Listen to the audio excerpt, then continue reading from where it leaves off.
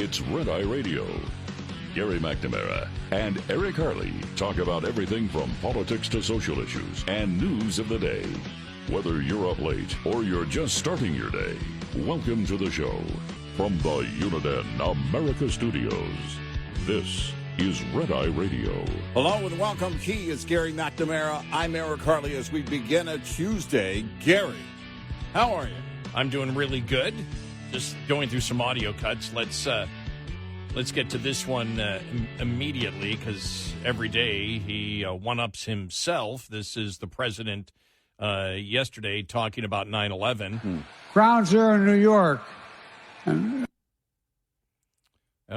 I remember standing there the next day and looking at the building. I felt like I was looking through the gates of hell.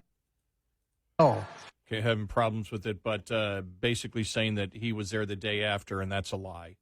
No, he was on the floor in the Senate. Everything has to be about him. Yep. I mean, it really is amazing. You know, we talked yesterday about the fact of the whole thing of never forget, and I understand that, you know, people will never forget it, but as a matter of policy in the United States, we have completely betrayed those who died on 9/11. Completely. Yep. And, when you look at it yesterday, when you just think of everything that happened yesterday, the Iran deal, that is basically announced on 9/11. Yeah. Iran, the biggest exporter of terrorism, and how the Democrats have played into the insanity of trusting the world's largest exporter of terrorism. Yeah. I mean, you might as well spit on the graves of the people that died on 9/11 is what this administration is doing. It's so disgusting. Think about how it's almost as if they said, how can we be the furthest we can possibly be away from New York, but still be on American soil on 9/11? Yeah, I think one of the reasons is the fact that they know that the Afghanistan pullout would be a focus. Yep. And they don't want him to take questions on it. But when you look at the situation in Afghanistan, you look at the Iran deal, and we can go back to the Iran deal with Obama even. Mm-hmm. And how Democrats seem to want to be manipulated by terrorists who wish to destroy the United States. Yeah. Just hand over $6 billion.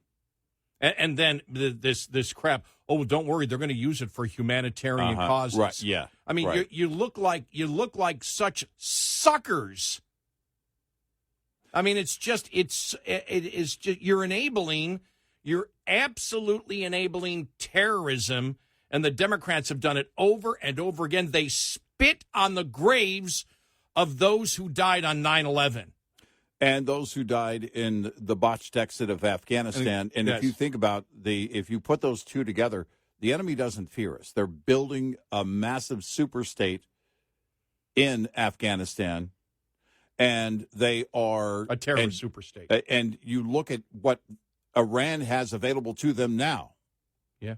Iran has been funding terrorism for many, many, many years. That $6 billion is going to go toward that effort as well. You know, you just you shake your head and you just go, why? And you look at everything domestically. Everything that the Democrats are doing right now on every major issue is about committing nation suicide. Mm-hmm. When you think about it, across the board. And it's just you wonder when people are just going to wake up and say this is wrong. But across the board, whether it's energy, the whole thing is, I saw a couple of articles. I think it was the Daily Mail UK that this is the largest lithium deposit that they discovered in Nevada. So what? They're going to ban. They're just going to come out and ban the United States from mining the lithium to begin with. Well, they put in all these mandates. The game used to be that they would put in mandates in order to shut down oil production. Now they put in the mandates to not only shut down oil production and natural gas production eventually, but also They're putting in mandates that require lithium, and they want to shut down lithium production. That's going to be the end game. There is no way they're going to let that the activists right now are going to let them go after this lithium. There will be a change, and it will be soon. Come up with another way to power the batteries out of Washington that knows nothing about powering batteries or how an economy works or how an engine works. And we choose this. And not only you look at that, but you look at what came out of 9/11. The government monitoring its citizens. You know, that started with everything, you know, when we can go back to the NSA. Mm-hmm. And, you know, their illegal monitoring of U.S. citizens to the point where we're at right now, where you have the government. You saw we'll get to the Fifth Circuit Court of Appeals decision the other day, even though it's just, you know, it's not a final decision, but it was scathing as to what the government is doing to censor and stop the truth from getting out there. The government, the Democrats, are working against freedom of speech. But then again, the Democratic Party doesn't support. The rank and file voter is voting to destroy freedom of speech, to destroy freedom of religion, to destroy the Second Amendment. We just saw that in New Mexico the other day. But everything they do is about committing nation suicide, is about the destruction of the United States, the destruction of our economy, the destruction of our economic and energy security. It's absolutely it's mind-boggling. And, you know, yesterday when it just hit with everything going on, because you go on social media and you see never forget, never forget, never forget, never forget. It should be, hey, we forgot real quickly, because you can say I'm never going to forget and you can be sad, but if you enable the enemy and you weaken your own country, then you did forget. Well, this administration is going out of the way to try to forget. Celebrating forgetting. Let's hand $6 billion over to Iran, announce it on 9/11, and be as far away from ground zero as possible and still be on American soil. And then, of course, make it all about, you know. I remember him. I was there. And I know he does this on a consistent basis, but that was almost the exclamation point on just the insanity of what's going on right now in our government. But you look at it across, you know, the board, you know, you look at the spending that started on 9/11, that then just the liberal mindset was just run away with the spending now. And now, you know, a third of the deficit right now is interest rates. And as we have seen that if Biden's student loan plan had gone through, we'd be over a $2 trillion deficit right now. That's the only thing from keeping it going over $2 trillion is the fact that the courts knocked him down on it. But I mean, economic suicide, energy suicide, enabling our enemies suicide, you know, by giving Iran the $6 billion back. I mean, everything they do is wrong. Everything they do makes American citizens less secure, less safe, hurts the economy. And it's just, it's amazing that it's across the board on every single major issue. Every single one. Yep, you might as well just make it up as you go along, because this president really doesn't care about being a liar. He doesn't care about the lies. The administration, no one in this administration cares about him lying, blatantly lying at every turn. Get me my weed and let me do my fantasy football, and I'm happy. I don't give a damn what happens in the country. He lies at every turn to make it about himself. And the reason I said that is because it gets back to the American people. This is what they voted for. What was he saying about lying pony soldiers? Yeah. I know. If there's a lying pony soldier anywhere in this nation, it's the guy right now that lives in the White House.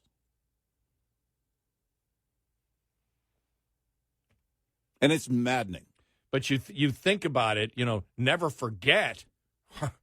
Yeah, they're not for, hey, what we did after 9/11, let's use it against our own citizens. Let's commit economic and energy suicide. Let's monitor our citizens. Well, let's find a loophole here. All right, let us do something that's unconstitutional by threatening private companies to monitor what's going on. Hey, we have this virus that has come out. Let's shut down society and not follow any of the science on it. Every stinking thing they do is about hurting Americans, and Americans seem to be okay with it. I was reading an article, it was on the whole thing you've always stated about, whatever happened to me too. And you think about it, they talk about the, just how horrendous, how the Democrats have completely just spit in the face of women and said, you don't matter anymore. Yet if you look at it, more women are leaning Democrat now than were a couple of years ago. Mm-hmm. So Democrats look at it and go, women are idiots. That's what Democrats are saying. Women are idiots. We can attempt to destroy their lives with our great big pretend game that men can be women if men say so, and they like it. They're okay with it because they're leaning more our way. Mm-hmm. And across the board, when you look at it, when you think about right now where the Democrats stand, if you look at on the issues, and this is why it's important for the Republicans to hit the issues, and this is one thing last week that I noticed when I was on vacation, wasn't really paying attention. There is no voice out there from the Republican Party that's talking about the issues and pounding on it every day. No. It doesn't exist. No. And that's where you hopefully would win. But I have to say, maybe you won't win because so many Americans are fools. Well, if you're not going to discuss the issues, if you're not going to go to battle on the battlefield, how do you expect to win? So it's Frustration Tuesday. Yeah. It you just shake your head. You're just like, what in as we said yesterday, and we've said it many times before, you pay your taxes and you pay these people to make your life worse. Yeah. And in some cases, to help make your life a living hell. Yep. And you pay these people to do it. And tens of millions of people voted for a lying coward to be the president. And he's a bigger lying coward every single day. That's shameful. It is. It really is. And it just, like I said, when he was doing that yesterday about starting out with a joke and for 9/11 and then this whole thing and you go through social media and people are sad about what happened then. It's a very somber occasion. Very, very somber occasion and everything else. And then never forget, then never forget, then never forget. And every time I see it, I just burn more because we have forgotten. Yeah. Because forgetting means you just aren't sad. It means you do everything possible so it won't happen again. And you make sure that you have a strong nation and that you have a strong defense and that you don't enable terrorists and you don't allow government to monitor what you're doing or censor what you're doing. And you don't let law enforcement create a two-tier level, system of justice. You don't allow these things to happen. But the American public, that's why I said it, because it's, I got my fantasy football and I got my pot. So I'm happy.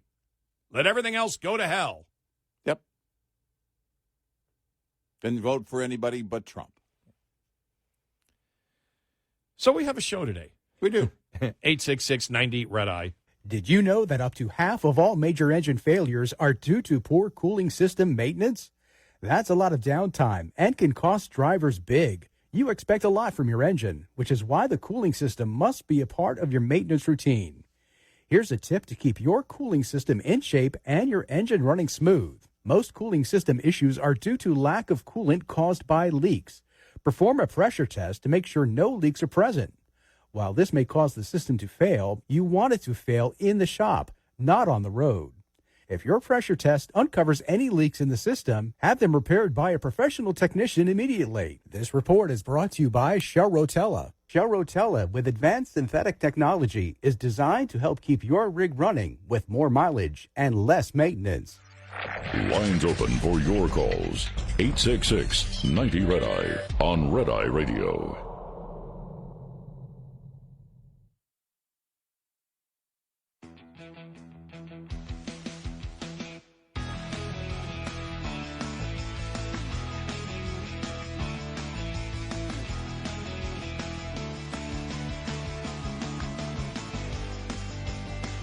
It's Red Eye Radio. He is Eric Harley, and I'm Gary McNamara. Good morning and welcome. He is Eric Harley, and I'm Gary McNamara. Did I say that already? Did I say that? Yes. Okay. Sorry. You can say it again if you like. Gary McNamara, Eric Harley. Mm-hmm.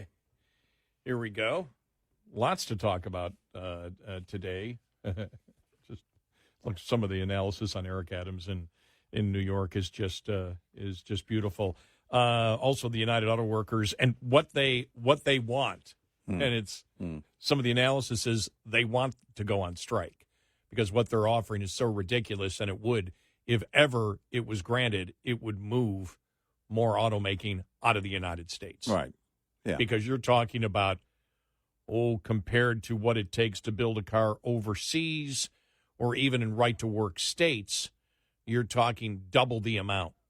Yeah. If it's not double and triple the amount of what it costs. And we've gone through, and we'll go through more of it coming up here about the whole electric vehicle thing, that it's basically the SUVs and trucks that are being sold, gas-powered trucks, that are bringing the profits to the car companies, and they are subsidizing the EVs. Mm-hmm. And if you expect to have 40% EVs in just the next couple of years, and in 10 years, 60% of the sales are EVs, that means you will have totally unprofitable automobile companies. And so what's happening here is when you build a battery plant or an electric vehicle plant, those workers are making a lot less money. And the UAW wants them to make what they're making now, and a huge increase of a 40% increase in pay over the next 4 years. Right. And they think a strike will bring the OEMs to their knees. Right. And get them desperate because they're losing so much money if they're not building cars. And what they're saying to them is the fact that they're furious because of the electric vehicle companies that are popping up that just can't pay as much because you can't make a profit on them.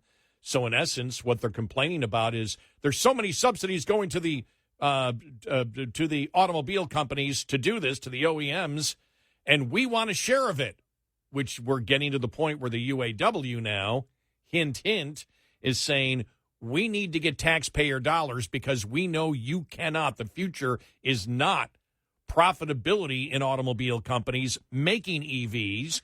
Number one, the public doesn't want them. Number two, it's too expensive for the public to buy, even with the subsidies. Mm-hmm. And so what do? If you're a worker there, you're building a product that can't make a profit. And we want a huge increase in salaries. Right. And we need government money to back that. Yep. That and more coming up.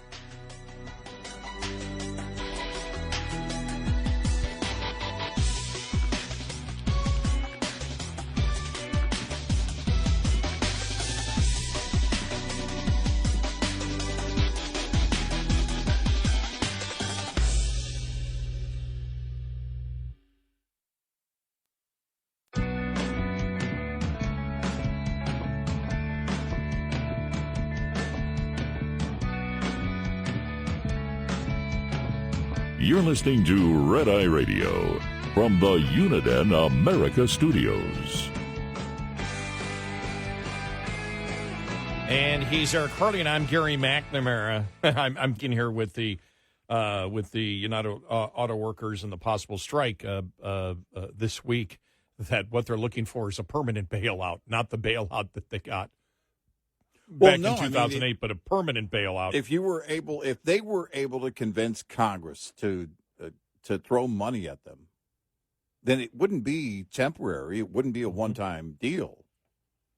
It would be a subsidy that would go to support the salaries of the union workers.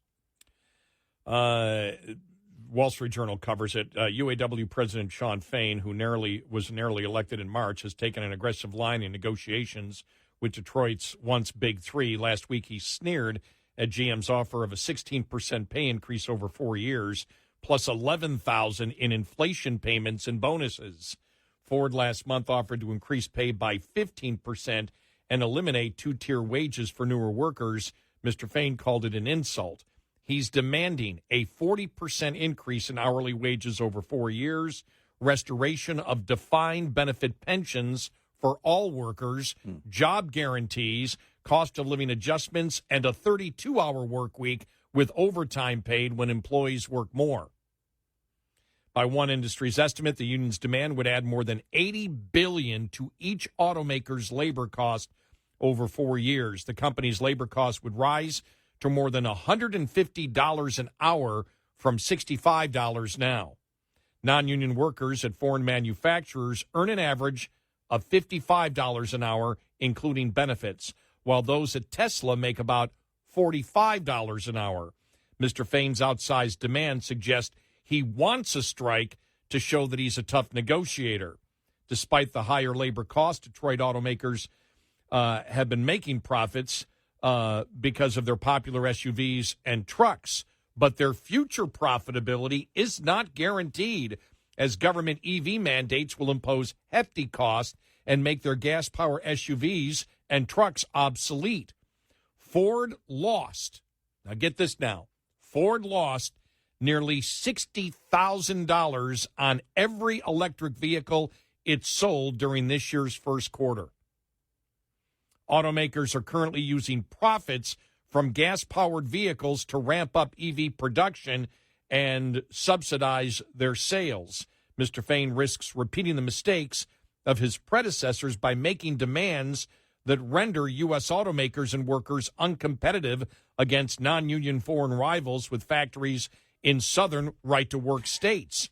Detroit automakers' market share shrank from 47% in 2008 from 71% in 1998. Growing losses eventually pushed Chrysler and GM into bankruptcy. Tens of thousands of union workers lost jobs, though the blow was softened by an $80 billion bailout by the federal government. The UAW agreed to lower wages and to accept 401ks rather than traditional pensions for new workers in return for a share of automakers' profits.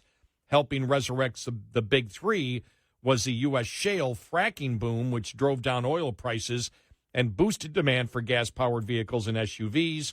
Detroit automakers' profits also have resulted in hefty worker bonuses most year.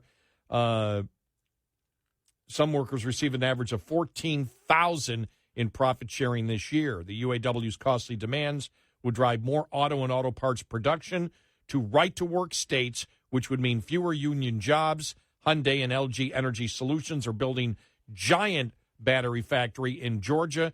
BMW plans to produce its EVs in South Carolina, as does VW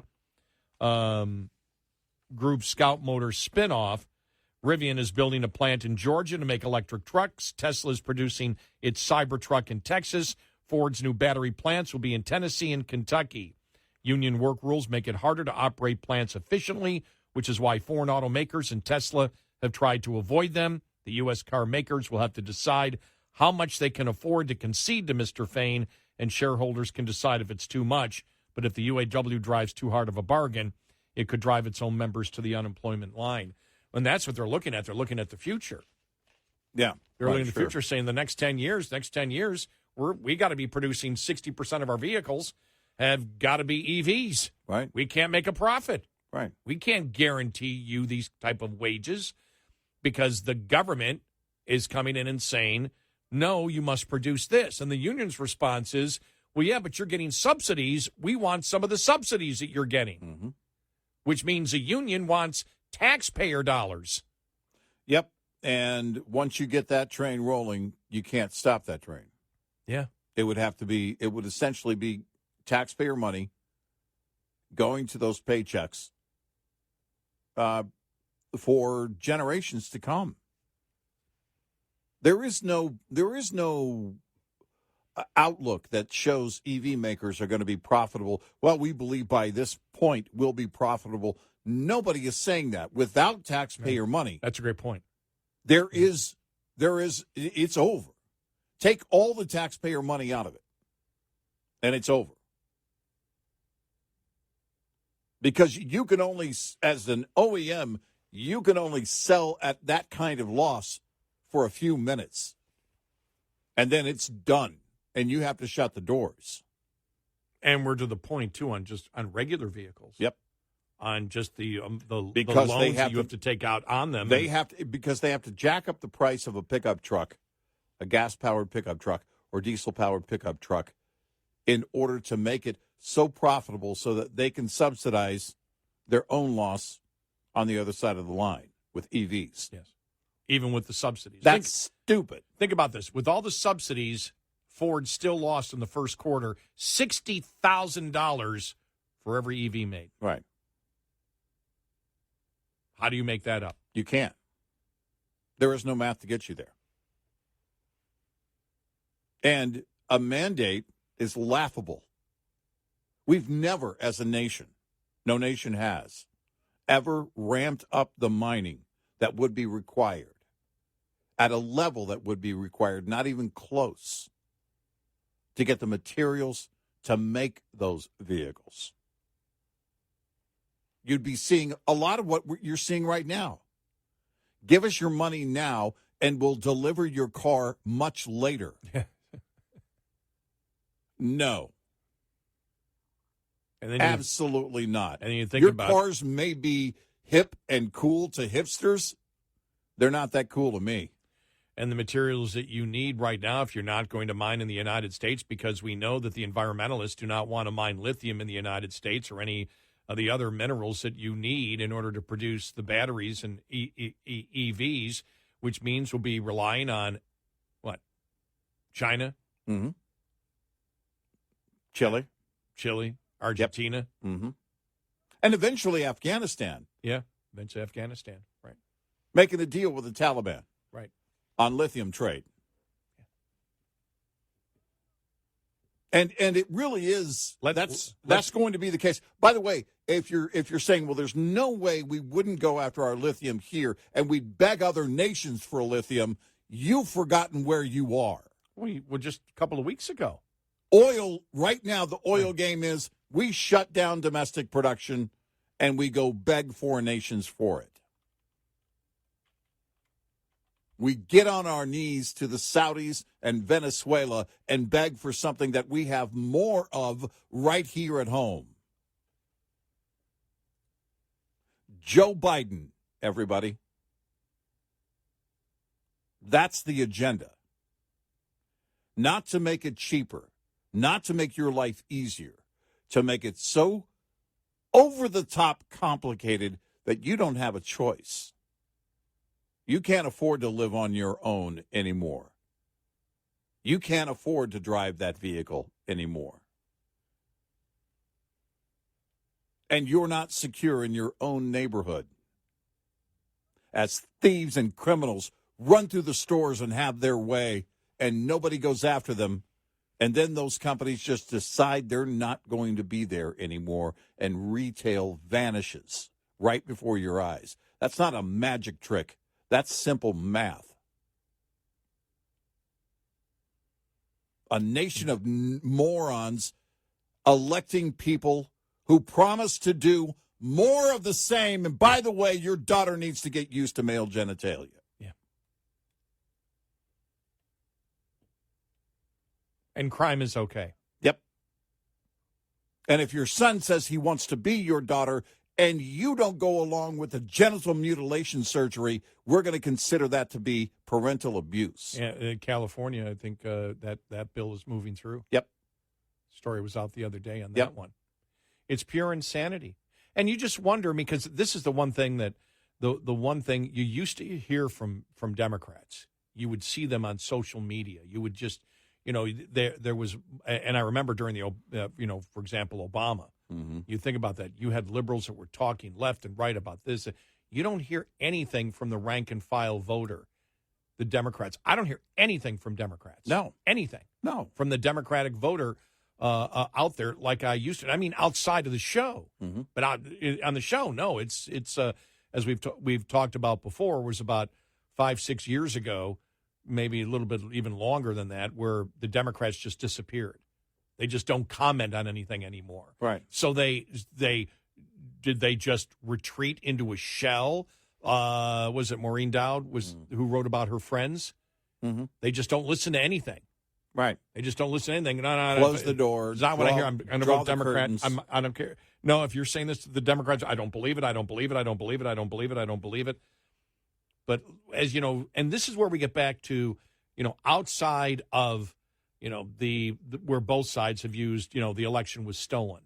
Outside of that, on the issues, and you see it, the American public overwhelmingly agree with the Republicans, but many don't vote that way.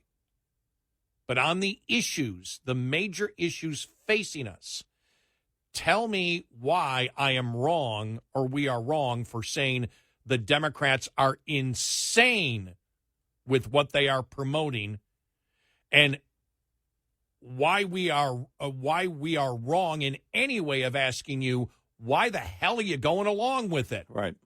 And voting for more of it. Yeah.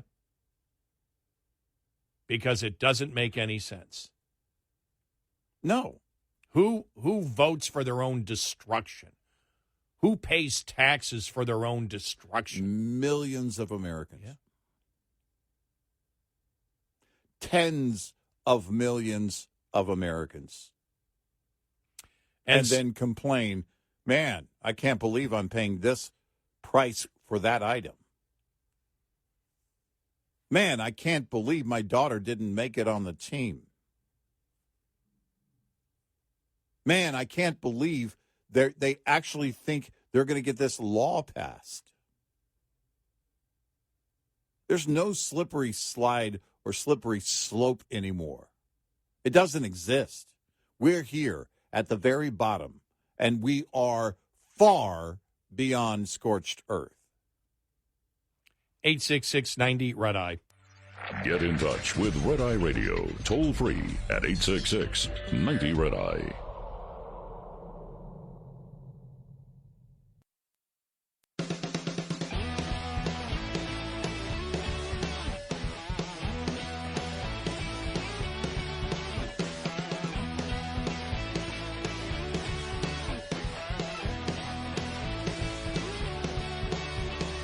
It's Red Eye Radio. He is Eric Harley, and I'm Gary McNamara. Good morning.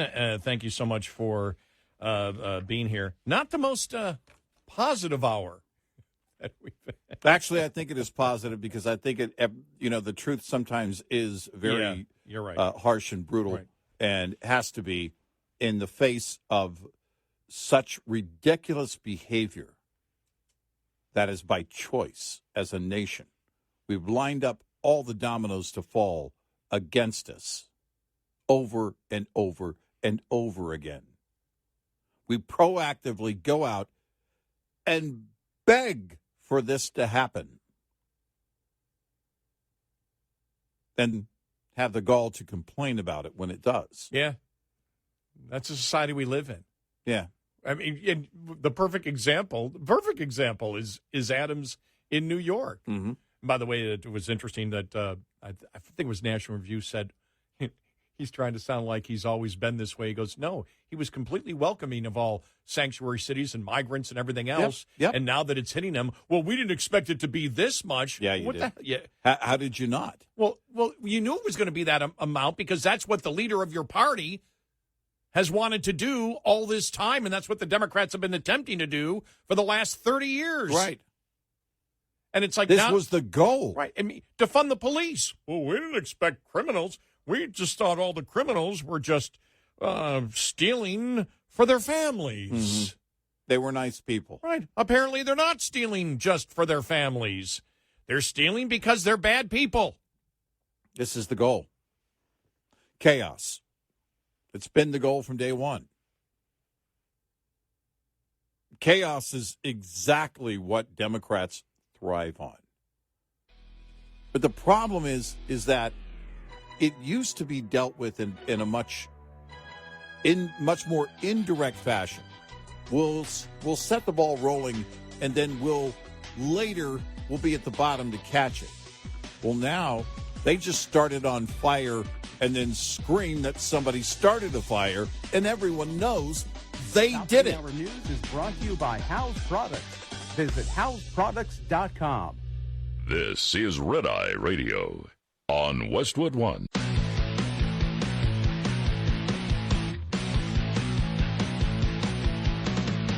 Now, it's Red Eye Radio.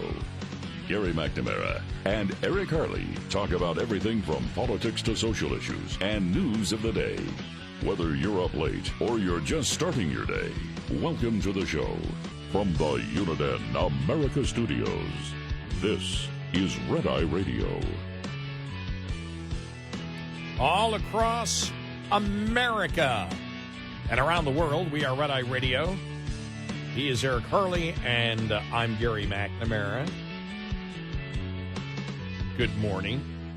You know, the thing is, too, you know, we talk about the fact that the whole thing, never forget. And not only have we forgotten, but you've had the left in this country and a significant portion of the vote to make our country less secure and to commit economic, energy, and terrorism suicide with our enabling of terrorist regimes, as we saw yesterday with Iran and the Iran deal, and saying, well, the $6 billion can only be used for humanitarian aid.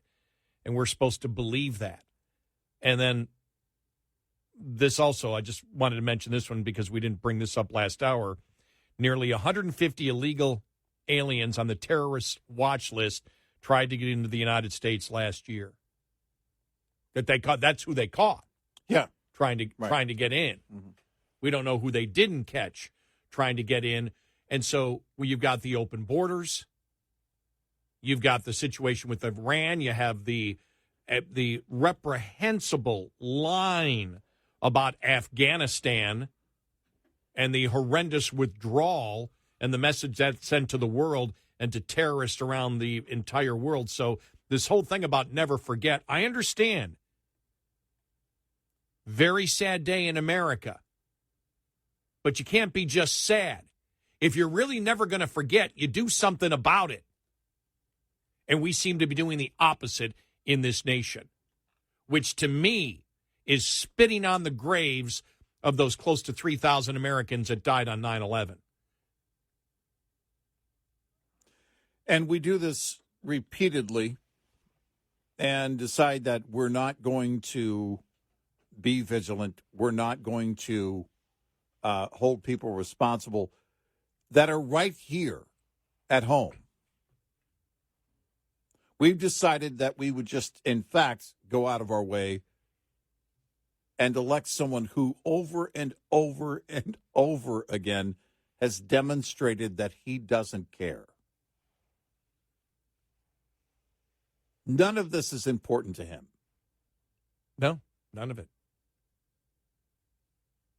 And it's not it's not important to the Democratic Party. No, it isn't. And he feels empowered to do exactly what he's doing. And why shouldn't he? Why shouldn't he feel that? That's the mandate he believes he's been given. Yeah. He doesn't need to care about Maui. He doesn't need to care about 9/11. He doesn't need to care about the community that is still dealing with a train derailment. He doesn't need to care about any of that. Why? because people voted for him and people still support him. Mm-hmm. Yeah, you can look at the polls, and most of his own party doesn't want him to run again, but where's the real noise on that? Yeah, we said this a couple of weeks ago. We said, people said, well, it's Trump. Well, look at all the polls if it's some other Republican. Right.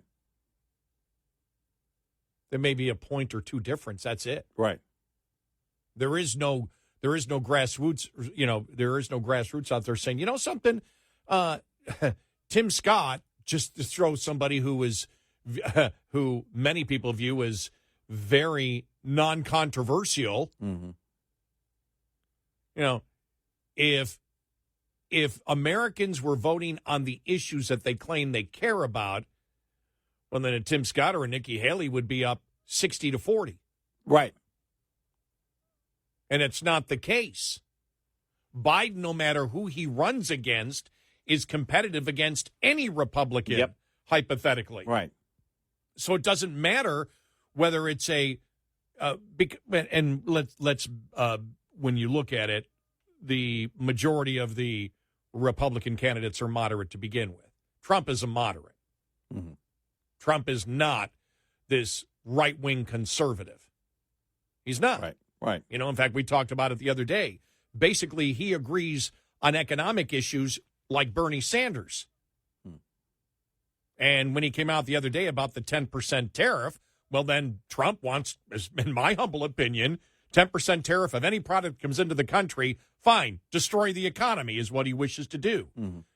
Now, he used the same rhetoric when he ran last time, but as we stated, you did have the free market people then become part of his administration, Larry Kudlow, Steve Moore. And so he didn't go as radical, but he promoted it. He promoted the fact, as we all know, that because you and I spent plenty of time talking about this, well, we got rid of NAFTA and we got the USMCA, and so free trade is completely different. No, it's not. I mean, that was BS that Trump sold to his constituents, and a ton of his constituents bought into it. Because we talked about it at the time. We said, folks, there isn't much of a difference. Yes, there is. What's the difference? I don't know, but I trust him that there is. Sorry, that's not good enough. No, there's very little movement. Relatively speaking, you had very little difference between NAFTA and the USMCA. Yeah. The only difference is when we're dealing with automobile parts, you made automobile parts more expensive to produce in North America. Right. That's the one thing that so that was a negative. Mm-hmm. And now we see where it's going now. And remember, Trump was all for the Lordstown EV plant until that went under. So Trump can peddle out the BS that isn't conservative as well as anybody and package it in the whole populist agenda. Well, Texas is being led into the same energy crisis that any other state would be in, whether it's a blue state or a red state. They're doing the blue move. Texas is leading itself into an energy crisis because one way or the other, it's going to be expensive. So Governor Abbott, many of the Republicans are doing very liberal moves. That's an extremely liberal move. To sit there and pat yourself on the back to get wind and solar because it means a paycheck? Now we have to subsidize the natural gas to back it up because the natural gas isn't going to be full-time. That's insanity. But the majority of Americans voted for that. Yep.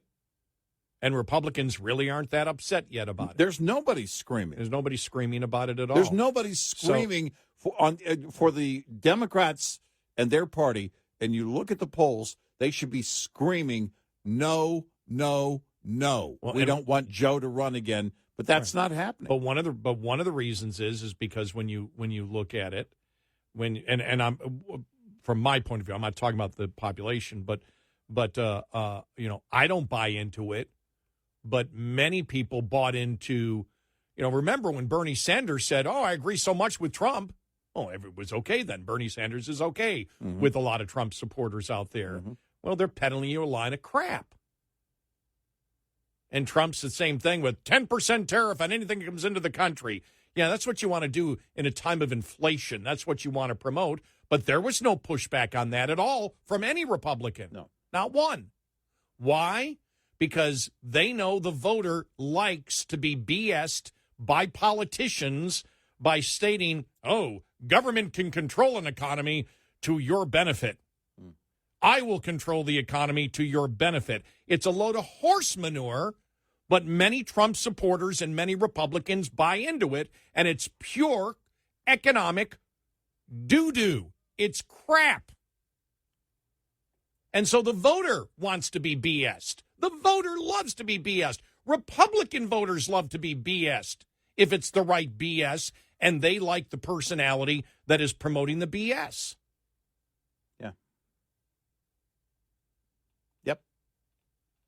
And that's where we are. And so you saw them. Was there any uproar when Trump said that a couple of weeks ago? No. So everybody's peddling their form of I, through being president of the United States, or if we are in charge, we can regulate the economy to success. You didn't even hear the conservative caucus complain when Trump said that, did you? No. 10% tariffs on every single product coming into the United States. Right, across the board. Right. Now, he might not do it because he didn't do it last time. But it's okay if he says it and doesn't do it. As we saw back then, his loyal supporters still said, because we had brought up his flip-flops. Remember how many times we brought it up and the people would try to justify it? Well, he learned new information. Well, he got this. Well, he got this, and he's a business person, and he knows how to hire the right people. Oh, boy, that one really didn't work out well, did it? He knows how to hire the right people. No. That one really didn't work out. Can't even say that about his lawyers. No. So, like I said, the American public, and like I said, though, as criticizing Trump, I still, on the issues, agreed with him about 75% of the time, which is a lot over what I normally agreed with most Republicans, which is probably 50% of the time. Because we can go back and we can look at George W. Bush. Well, I know this is unconstitutional when it comes to freedom of speech, but I'll sign it anyway and let the courts deal with it. McCain-Feingold. Yeah. Wasn't pleased with that one either. Wasn't pleased with, you think about it, Tom DeLay and what a conservative he was considered and back in 2005. Republicans need to stop complaining because we've cut the budget as far as we possibly can. What a pile that was selling to Republicans. Mm-hmm. And that's why I've said, though, whether it's BS or whether you want to call it lies, that's the biggest problem we have in America right now, as far as I'm concerned. People are so I think politically tribal right now, that as long as it's your guy that's doing the line, it's okay. Yeah. Well, and you're willing to excuse it away. Yeah. Repeatedly. As long as we're willing to do that, we're asking for them to do things we don't want them to do. But on all the other issues where the Republicans are, quite moderate, and by the way, when you talk about tariffs and things like that, that is within the scope of moderate in the United States because that's been promoted for the last, I don't know, well, how long? 150 years? Mm-hmm. Even longer than that, from the beginning of the country, because that's how you funded a lot of things, was through tariffs. The federal budget was actually funded through that. And so, but the point is, on the issues, though, there really isn't a radical Republican on the issues. All the radicalism, and we can give criticism for the populist economics that many Republicans will promote, but on all the other issues, they're moderate. Yeah. The radicals in our country today, the Democratic Party, in my humble opinion, is the most radical party in the United States, in the history of the United States, with the things that they're promoting right now. And as I said, show me where I'm wrong on the issues. Mm-hmm. As I said, it's a wash on election stealing because both sides say it. Yeah. Yeah, I wonder even how much of that resonates right now. How much of it is immediately dismissed with people shaking their head?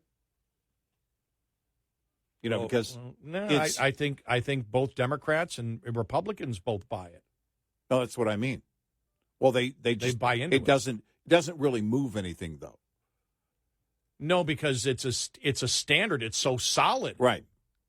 It doesn't move anything. It doesn't move the needle anymore. And it should. When we're willing to dismiss things, we're willing to just say, well, yeah, but,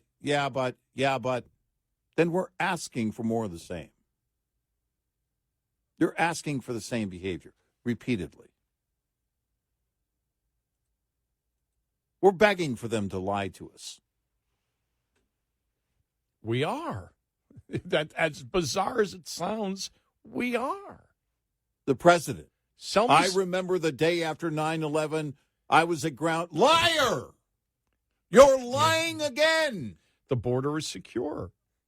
It's a lie. We all know it's a lie. Everyone knows it's. How much time have we spent on not that they know it's a lie?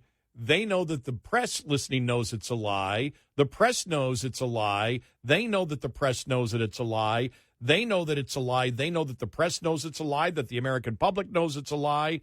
They know it's absolutely clear, and they continue lying while knowing and recognizing that everybody knows that it's a lie. Yep. And we accept the lies. Yeah, we accept the lies. We want more of the lies. We want more delusion. Yep. The problem in this country is not the politicians. It's the people of the United States and who they put into elective office. Yep. On a federal level, that's the problem. That's where the big problems exist. The government that is furthest away from the people controls much more of the capital and influence and doesn't feel that they're accountable to anyone except the constituency that put them in office or their radical portion of their party, which would be the Democrats I'm talking about, because there really isn't a totally radical portion of the Republican Party. There's no portion of the Republican Party doing anything like trying to convince you that a biological man can be a biological woman. Yeah. 866-90-RED-EYE. Smart owner-operators make every single week as profitable as possible. One trip is not enough time to be considered profitable or unprofitable, and an entire month may be too much time to manage. 1 week is the right amount of time to deal with efficiently. To do so, look at the advantages and disadvantages of every day of the week. Match trip length to the optimum day of the week. Plan to deliver on the day you have the best opportunity of getting a load. Your personal weekly plan will vary depending on the weekly delivery flow cycle of your region, typical length of haul, personal requirements, and other factors. What's important is to have a specific weekly plan that helps you be successful. Owner-Operator Business 101 is provided by Shell Rotella with advanced synthetic technology. For more information, go to overdriveonline.com to the Overdrive's Partners in Business section of the website for more detail on Business 101 and many other topics. We'll be right back with more Red Eye Radio with Eric Harley and Gary McNamara.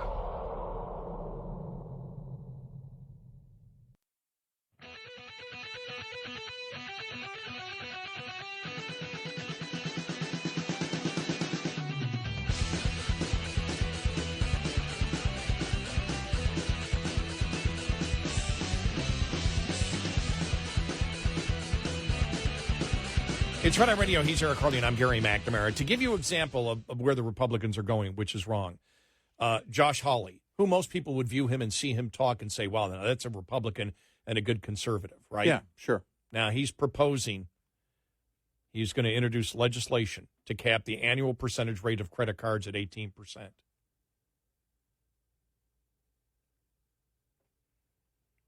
Average APR now hovers a little over 20%. Depends on where you are. Right. Americans are being crushed under the weight of record credit card debt. By the way, this is price fixing is what it is. Yeah. Anytime the government caps anything, that's price fixing. Americans are being crushed under the weight of record credit card debt. Hawley said just weeks after the Federal Reserve Bank of New York noted that household credit debt had hit the $1 trillion milestone.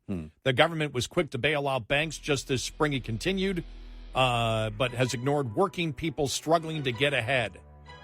Setting rates on credit cards then, the Republicans said, would be fair and a common sense way to give the working class a chance. That's a load of horse manure. It's garbage. From Hawley right there.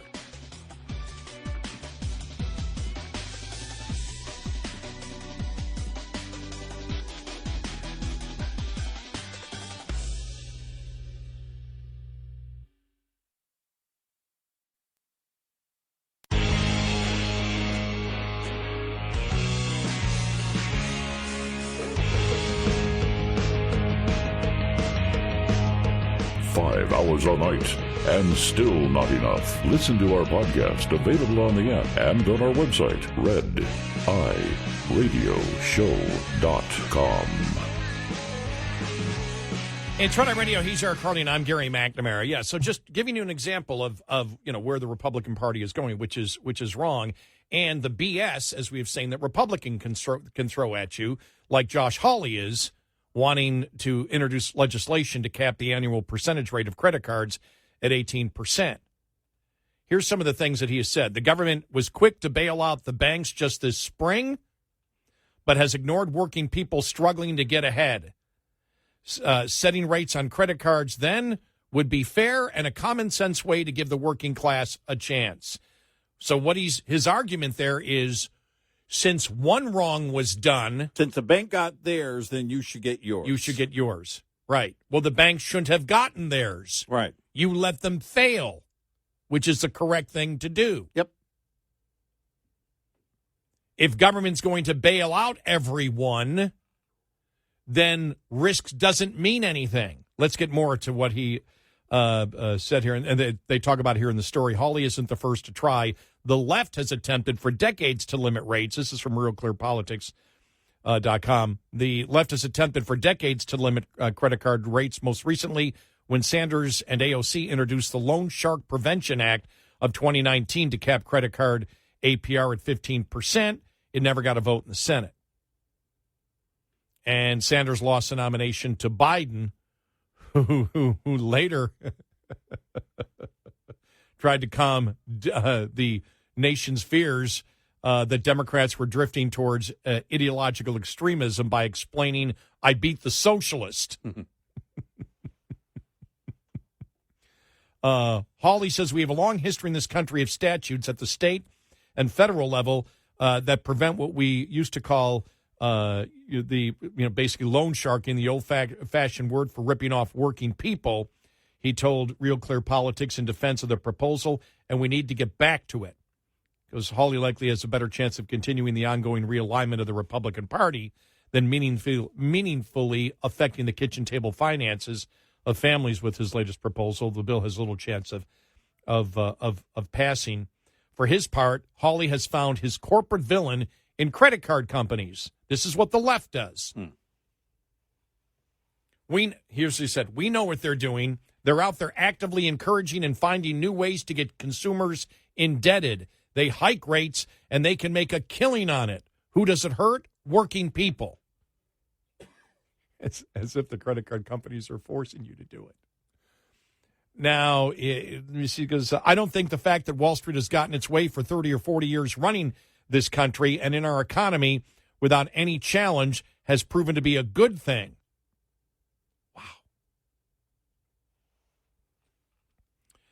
If we're serious about being the party of working people, the Missouri conservative said he's not a conservative if he believes what he is stating here.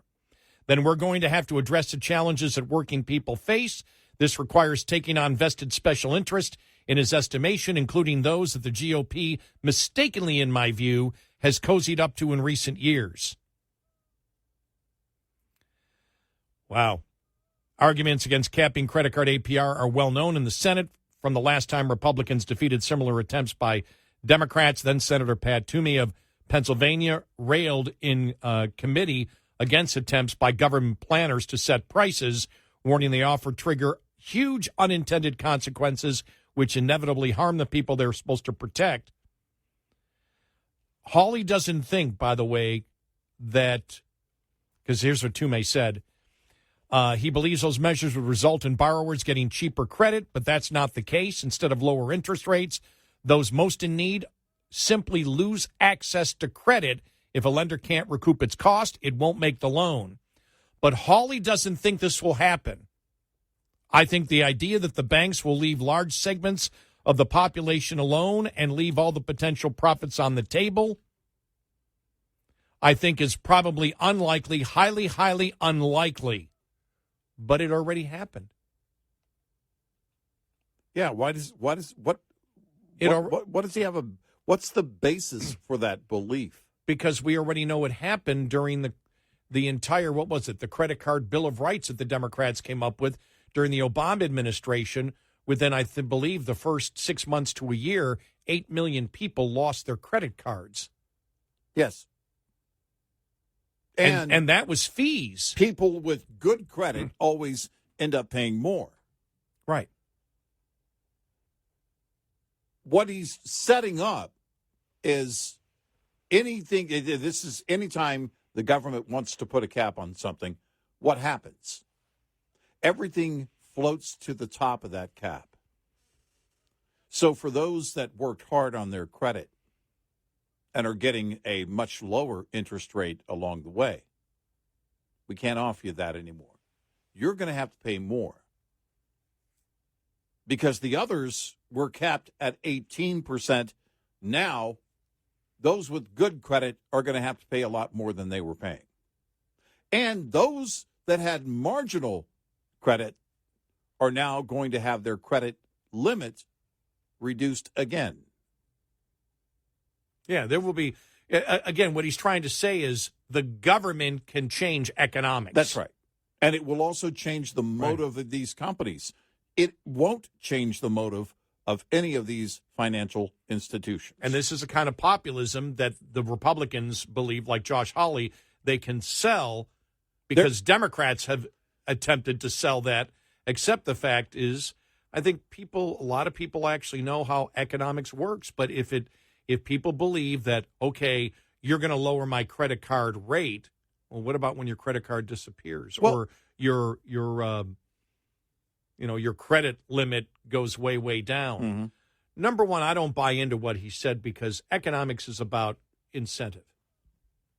Well, economics is all about incentive. And what he's saying is credit card companies raise rates knowing that you will indebt yourself and even go further if the rate is higher, which is completely wrong. What he's saying is they're greedy, and if we put a cap on it, they won't be so greedy. He's trying to do the Obama move on windfall profits tax.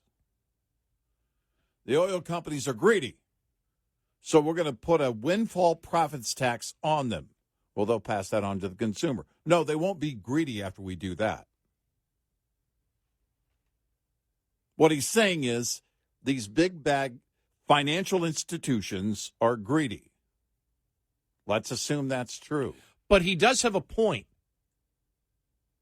If the federal government keeps bailing out the banks, then they will loan to everybody. Well, I mean, if they think that there's not going to be a loss. Right. If there's not going to be a loss because the banks know, well, then you can charge 10%, 5%, 2%. The problem with that is that unless your bank's name is Chase, you know that there's a risk of your bank going away. Yeah, if you're a smaller bank, yeah. Yep. And how does that work in the marketplace? You're going to basically what you're doing is shoving everybody toward the big banks. They're the only ones that are going to be able to withstand this kind of government overreach. Listen to this load of horse manure that he threw out. Josh Hawley. Let's remember what Lincoln said and Theodore Roosevelt after him, both referring to the rights of labor and capital. Each has its rights, but one should not be privileged above the other. In today's economy, there's absolutely no danger that working people are going to be privileged over capital. What the hell does that even mean? What the hell does that mean? Huh? What? Josh Hawley wins BSer of the week. Well, Even on that one, from a Republican, we expect it out of Biden, but Josh Hawley, that's pure. Do we know what his position on weed is? Find out. Let's find out. Can we do a little Googling here during this next break? Because I smell something, and it smells a lot like somebody's been smoking weed. Well, but the thing is, but his point is that basically the public has a right to credit at rates at rates that the central planners believe banks should give it at. Well, how did we get to the housing crisis? How did we get to the Great Recession?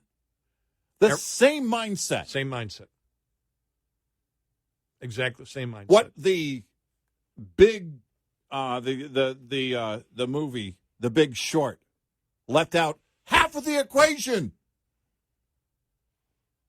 As did David Faber at CNBC when he had his special called House of Cards, not to be confused with the Netflix series.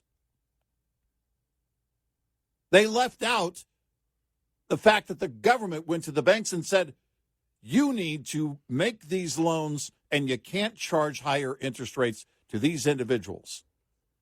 And what we'll do is we'll have Fannie and Freddie and we'll bundle these loans and then they'll have a AAA rating. Why do they have a AAA rating? Because they have the government backing the United States of America backing these loans. It was a win-win situation for any bank or Wall Street investor. Remember that whole thing? Well, we're going to go in and we're going to find out why all these packages of loans were given AAA ratings because this was fraud. Right.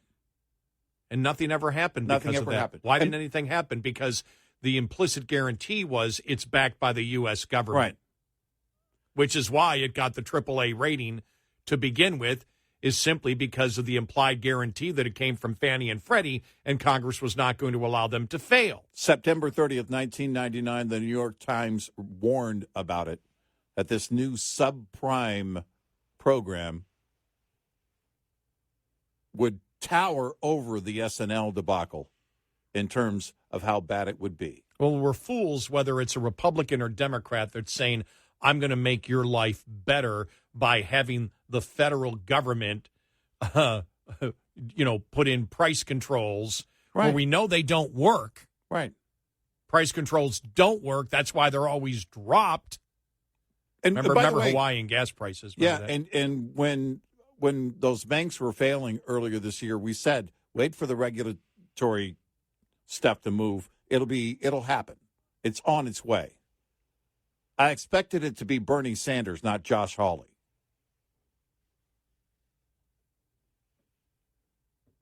This is what you get. Oh, we're gonna bail out these banks, so we're gonna bail you out. Well, it's not bailing you out. This won't change much with you if you're a bad borrower. If you have bad credit, this isn't going to do anything for you. It will only hurt who? The good borrowers, those that have earned a higher credit score, those who have earned lower interest rates, because the banks aren't going to just say, well, no, we'll go ahead and take the losses.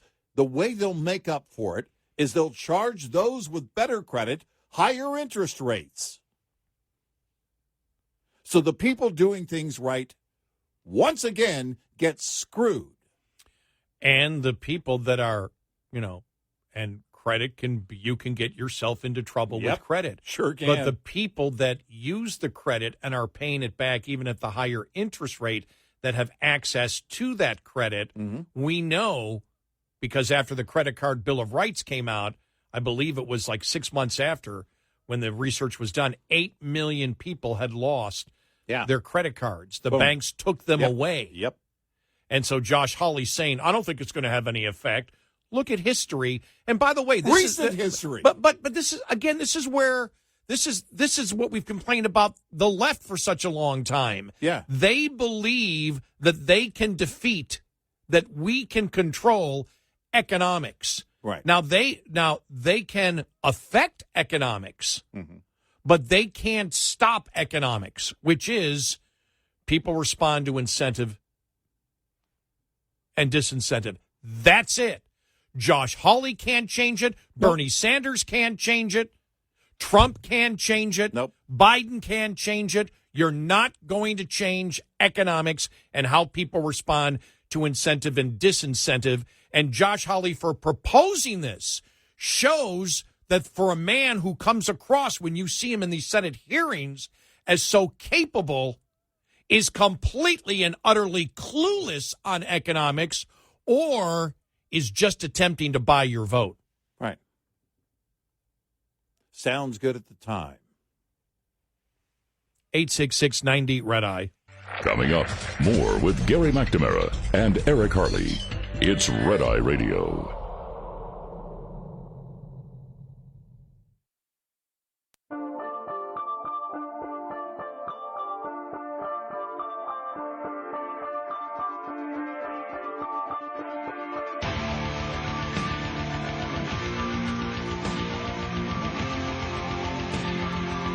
It's Red Eye Radio. He's Eric Harley, and I'm Gary McNamara. Okay, I'm done. I'm not. Coming up after the top of the hour, Ted Cruz. Get ready. I got nothing. I have no idea what Ted Cruz has done lately.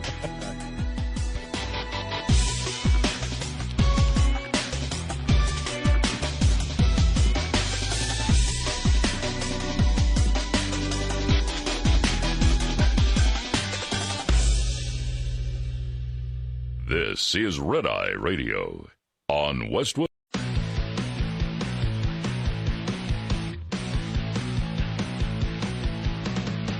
Now, it's Red Eye Radio. Gary McNamara and Eric Harley talk about everything from politics to social issues and news of the day. Whether you're up late or you're just starting your day, welcome to the show. From the Uniden America Studios, this is Red Eye Radio. All across America and around the world, we are Red Eye Radio. He is Eric Harley, and I'm Gary McNamara. All right. My anger is temporarily gone. I think it was driven by the fact that my Bills lost. Your Bills lost, huh? Yeah. Okay, I'm kidding. I didn't see any of the game. I was asleep. What was the score? I don't even know. I think they lost in overtime or something like that. I know that Aaron Rodgers got hurt. I know the Bills fans were all ticked off. I can see that on social media, but I didn't see any of the game. So I won't see many games this year at all, even if I wanted to. I think the Cowboys front-loaded their season. They scored all their points in the first game for the season. So now they're, see where it goes. Well, things have changed. I used to be a sports fanatic, and now it's like, it's okay, but I just don't. I wonder what it is outside of what happened, with the Kaepernick thing and everything a few years back. That caused me to go, okay, sorry, but there also just for some reason I still enjoy watching hockey a little bit. I just don't know what it is when it comes to other sports, which means no, I didn't see any of the tennis. I kept getting all these alerts on my phone about tennis. I'm like, am I supposed to care? You must care about tennis. I don't think, because I don't smoke weed. So I'm like, you guys know that I don't smoke weed, right? Because apparently that's the new thing. Smoke a bunch of weed while you're watching tennis. Was it the New York Post that had that thing that the U.S. Open is basically a microcosm of what New York City has become? Right. The smell of weed is everywhere. Well, I don't smoke, so it would make sense that people smoking weed would like tennis. That makes sense to me. But just because of the time since the Bills got good, even if I wanted to watch, they play all the late games and they play Sunday night and Monday, so I'm asleep. And so, but I just whatever. But hope Aaron Rodgers is okay. Apparently, they say it's not good. It could be his Achilles tendon, which means he could be out for a long time. And no, I don't want to get into the fact that they played their second string quarterback and beat my Bills. I don't want to get into that. I really don't. Well, actually, I can't get into it because I have no idea what happened. But yeah, they have so many games where it's just like, okay, whatever. If they get to the Super Bowl, all my friends ask me, if they get to the Super Bowl, you're going to work that night? Absolutely. Yeah. They said, really? Yeah. You want to be on the air after they lose the Super Bowl again, right? Well, I don't. Was I on the? Yeah, I was on the air all that time. Yeah. After every loss. After every Super Bowl loss, I was on the radio. All right. Yeah. You need something to take your mind off the Super Bowl loss. Well, I said either way, if they won, I'd be on the air going, yeah! It's like, and if they lost, it gives me something to think about outside of them losing. You might set your own car on fire. Something, though, when they played, who'd they lose to? When they played Cincinnati last year, they lost in the playoffs. Yeah. I didn't see any of that. I've never seen a play. When they lost to Kansas City the year before that, and the year before that, I believe, I've never seen any of those games. Yeah. So not even on tape, not even the lowlights. I mean, why would I watch? People ask all the time, did you watch the highlights? They lost. Why would I watch? Right. Oh, I cover what's going on in the country right now and in the world. I don't need more forced depression. Well, I don't think I was even old enough to drive the last time the Cowboys won a Super Bowl. I may be wrong about that. You've won some, though. 5. 0. Yeah. Now, we did have the AFL, American Football League Championship of 1964 and 1965. Yeah, right. Oh, God, I'm hanging on to that. I'm a winner. I am a winner. I am a winner. They won in 64 and 65. I'm not a loser. I'm a winner. Yeah. Winning. Mm-hmm. All right there, Tiger Blood. Keep up the gusto there. Well, it's weird because my calendar has been off for a long time. I'm on vacation this last week and hanging out with my wife, my brother-in-law, my sister-in-law, and doing some very summer things because it's 100 and something degrees. It's what you do. And we had a lot of fun doing outdoor things. And then someone brings up, well, September, and I'm like, in my mind, it's a long ways away. Oh, wait, no, it is September now. Yeah. Temperatures are September. And then now it's, coming back from vacation, the temperatures are dropping to where it's going to feel more like September. And someone said, I saw this post the other day on football. I'm like, football? Who's thinking about football? And, that's right. It's September. And I just don't. It's weird. So many things have taken, as often is the case, other life priorities. They just so everything takes a back seat to the normal things of, whatever it would be. I haven't watched football in a long time. It's interesting because my brother-in-law mentioned last Thursday. Hey, football tonight, Thursday night football. That's on Amazon, right? Is it on Amazon or Netflix? Yeah, I believe it's on. I think it's on Amazon. I think it's on Amazon, and isn't the London game when they play London? Isn't that also an Amazon game? I don't know, but we didn't watch it. He likes to watch football. We didn't I thought, well, if he brings it up later, we'll, sign on to my Amazon on the smart TV at the house we were staying in, and and he can watch the game. We never got around to it. We ended up watching a bunch of stand-up comedy and had a great time. But it's, I saw the other day, the Disney, what was it? It wasn't Spectrum. It was the other cable company. ESPN. It was, no, I know what you mean. The, I know. Cable company. Spectrum. What was it? Spectrum? Yeah. I think it was the other one. No, Spectrum. Was it Spectrum? Yeah. But they reached this agreement yesterday, apparently, just in time, I guess, for football, for Monday Night Football. And I thought to myself, everything is so fragmented because streaming is where everything is going.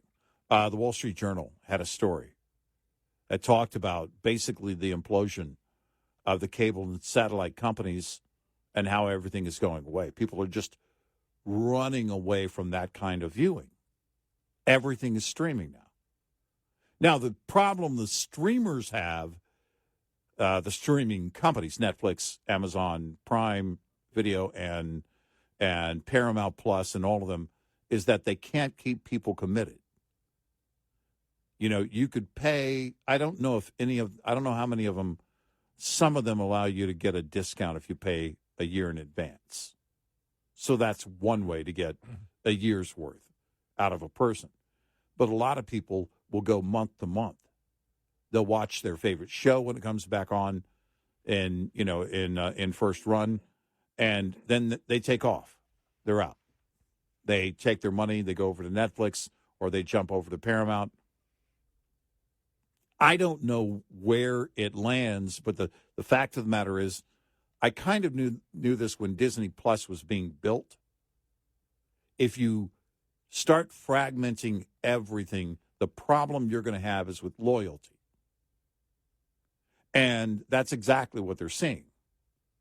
And nobody wants to pay for 200, 300 channels anymore and watch a half dozen. Well, it's like YouTube, which now has, YouTube TV. I think if you got YouTube TV, you could get the Sunday ticket, which is, again, there's fewer games on Sunday now because Sunday Night Football, Monday Night Football, Thursday Night Football. Yeah. The London games that they're playing now, which are normally early on a Sunday morning, which I don't believe is part of the package. And so you're even yesterday, for example, somebody, I was asked after the game was over, because of course I get like 20 text messages. So what do you think? I don't know. I was sleeping. Well, didn't you watch any of it when you wake up? No, it wasn't. I don't have cable. I don't have a cable anymore. But YouTube TV, which I forgot what the price of it is, it's cheaper than what I was paying for direct a couple of years ago. Right. Probably is like $79, $69, $79, something like that. And you could get the NFL Sunday ticket for like $250. But if not, it was like $400 or over $400. Right.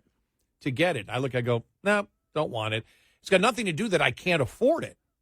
I probably couldn't afford it when I was younger. Now I could. I just look at it and go, nah, not worth it. Not worth it. Right. And I'm happy I still value $1. Go, no, not worth it. And then I say, well, what about, maybe I should get YouTube TV and then just pay $250. Those things go through your mind and go, well, why? I don't need it. There's so much. Yeah, right. There is so much now free streaming. And I guess I'm used to the commercials. Yeah, it was Disney and Charter Cable. Was it Charter? Well, yeah, it was Charter Cable. I thought it was Spectrum. And last week, they had a great article in Wall Street Journal. Disney fight marks cable TV's last stand. And it basically is lining out the business model for cable, and I think you could include satellite TV, and how it's just kind of imploding. It's going away because people don't want to pay that much money for that many channels that they don't watch.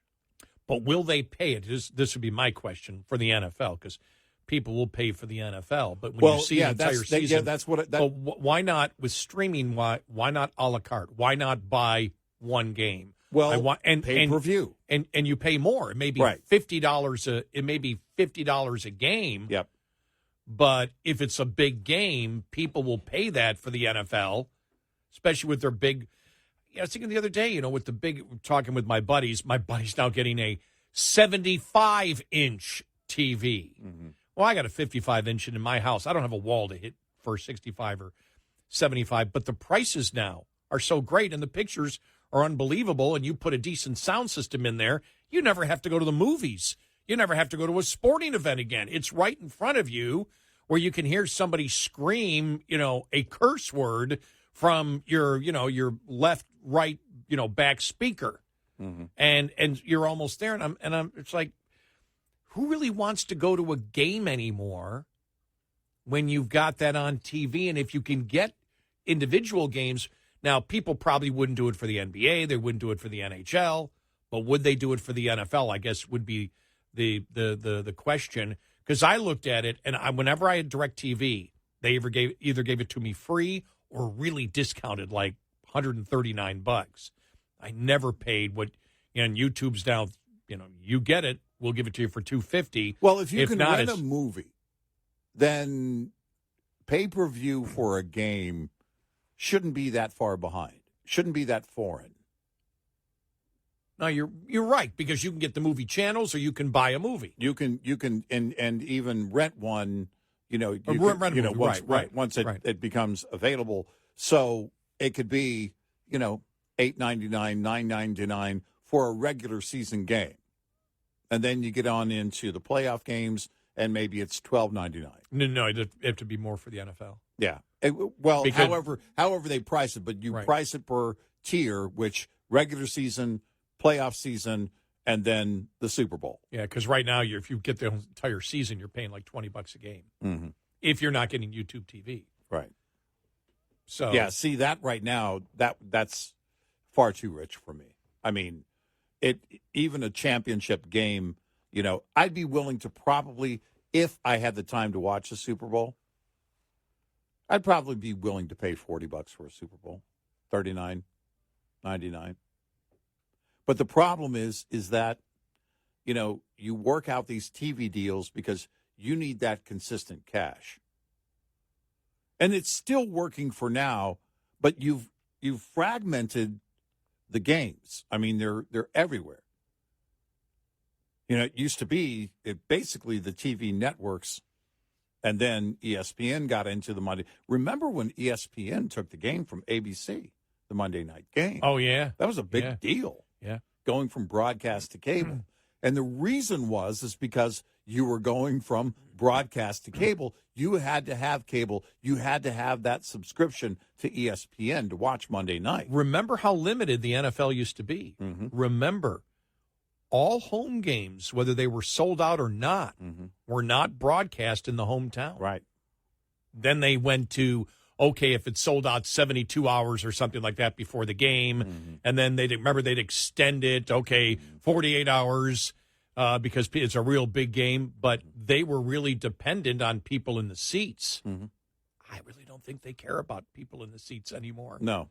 Not as much as, you want that energy, you want part of that as the package that you're televising it, but television is the moneymaker for the NFL. Your TV money is the big one. But it's more important in the NBA and the NHL to put people in the seats. Yeah. Because they don't draw the audience. Right. And women's soccer, too. Clearly. 866-90 Red Eye. Lines open for your calls. 866-90 Red Eye on Red Eye Radio.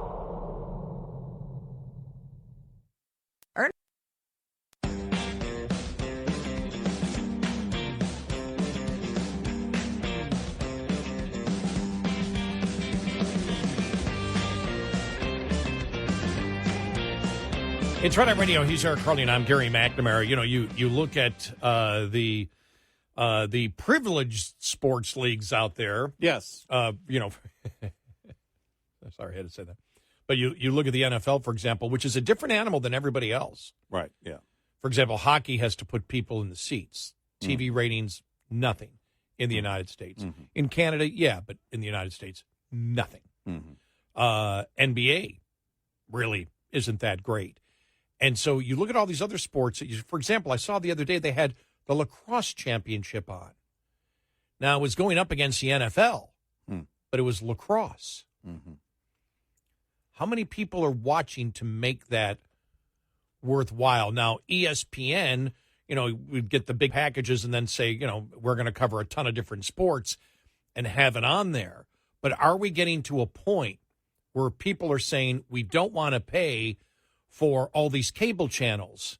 Well, why do I want to have ESPN? I don't want to pay for all these sports that I'm never going to watch. Right. Everything seems to be moving more towards, a la carte. Or at least the NFL doesn't have to do it because there is such a demand for that. Because, come on, the NFL compared to any other sport, it is, we are a football country. Mm-hmm.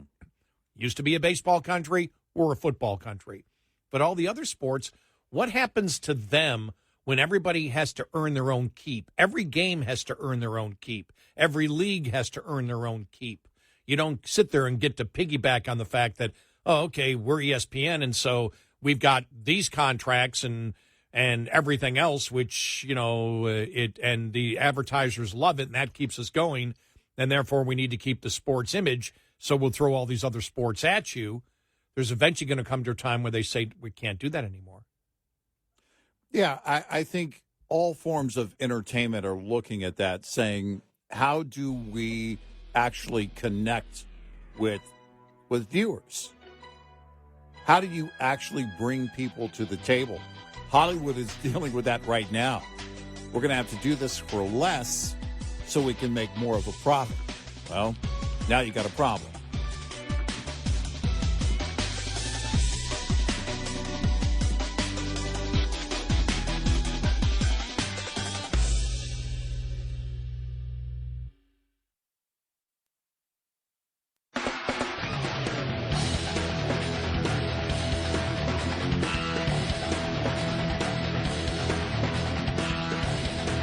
You're listening to Red Eye Radio from the Uniden America Studios. It's Red Eye Radio. He's Eric Hurley, and I'm Gary McNamara. Just funny because we were going to move on here, but I just happened to see this from MorganStanley.com. Yeah. Disruption in sports offers play for growth. Sports and sports-related assets are entering a transition period that could see traditional broadcasters lose ground to big tech companies. The rising cost for sports rights could open the field to new distributors. Legacy broadcasters may be forced to consolidate to stay competitive in bidding for broadcast rights. Well-funded tech firms could gain a share in the ecosystem for sports rights and assets. That's fascinating, and that's basically they're talking streaming. Yeah, it's basically the focus of the Wall Street Journal article from last week. Yeah, so I find it fascinating because can you imagine there'll be a day because the NFL and unless they end up like NASCAR, it doesn't seem like anytime soon they will. They keep building more growth and higher ticket prices and now as you see with YouTube having it with higher broadcast rights, they're charging more. And you still get all the commercials. Mm-hmm. It's not like it's not like you're paying for the football game and you don't get the commercials. You get all the commercials. Yeah. And so I just, you just wonder when the limit will be reached. Now, I believe in some sports, probably they're worried that it is at that point. I don't believe they're worried about that in the NFL at all. I don't think so. I think they feel like they're still on pretty solid ground. But the problem is that people aren't equipped the same. In terms of the devices that we watch on, they're different. So if you've got a smart TV, which if you've got a TV these days, it's probably a smart TV. Mm-hmm. But do you have the subscription to whatever service is streaming that? Are you going to have cable to watch ESPN? Those are the things that where you start to draw that very clear line these days. There was a clear line when Monday Night Football jumped from broadcast TV, ABC, to their sister cable network, ESPN. And that became, everybody kind of raised their eyebrows. Oh, well, I have to have cable. Well, at the time, you didn't have as near as many people cutting the cable. That wasn't even a thing back then. Well, now it is. In fact, keeping the cable sounds more foreign than cutting the cable. Nobody's cutting the cable because they didn't have cable in the first place. So it's become a whole new trend of how we're paying for entertainment. And I get my internet from a cable company. And for a while, they were offering, for a year or two, they were offering like 40 free cable channels. I never tuned in. And then I noticed my bill jumped. And I was like, what is this? Oh, they started the 2-year period or whatever ended. And they started charging me for those 40 cable channels. And I called them. I said, no. I don't watch anything. I don't watch that way because I can get it on demand elsewhere. Whatever it is that I'm interested in, I can find it on demand elsewhere. When you look at one thing that I have found, that if I watch sports, I want to watch sports. Mm. And if I want to watch analysis, I want to watch good analysis. I don't want politics involved in it. I believe that's what helped the destruction of ESPN. Mm-hmm. And I don't, not that they're completely destroyed, but the destruction that they've seen, it's because you tuned in and you're like, I don't want to listen to leftist politics. Right. Last thing I want to, but I really don't wish to listen to any politics when I actually tune in to see sports. So basically, if it's talking heads, I don't want to hear from them. Yeah, right. There are very few talking heads on sports that I want to hear about. I don't care about predictions. I mean, the dumbest thing is all the predictions that were made last week in the NFL as to where the games are today. I don't know what this obsession is with the media, because I don't know if the public demands it.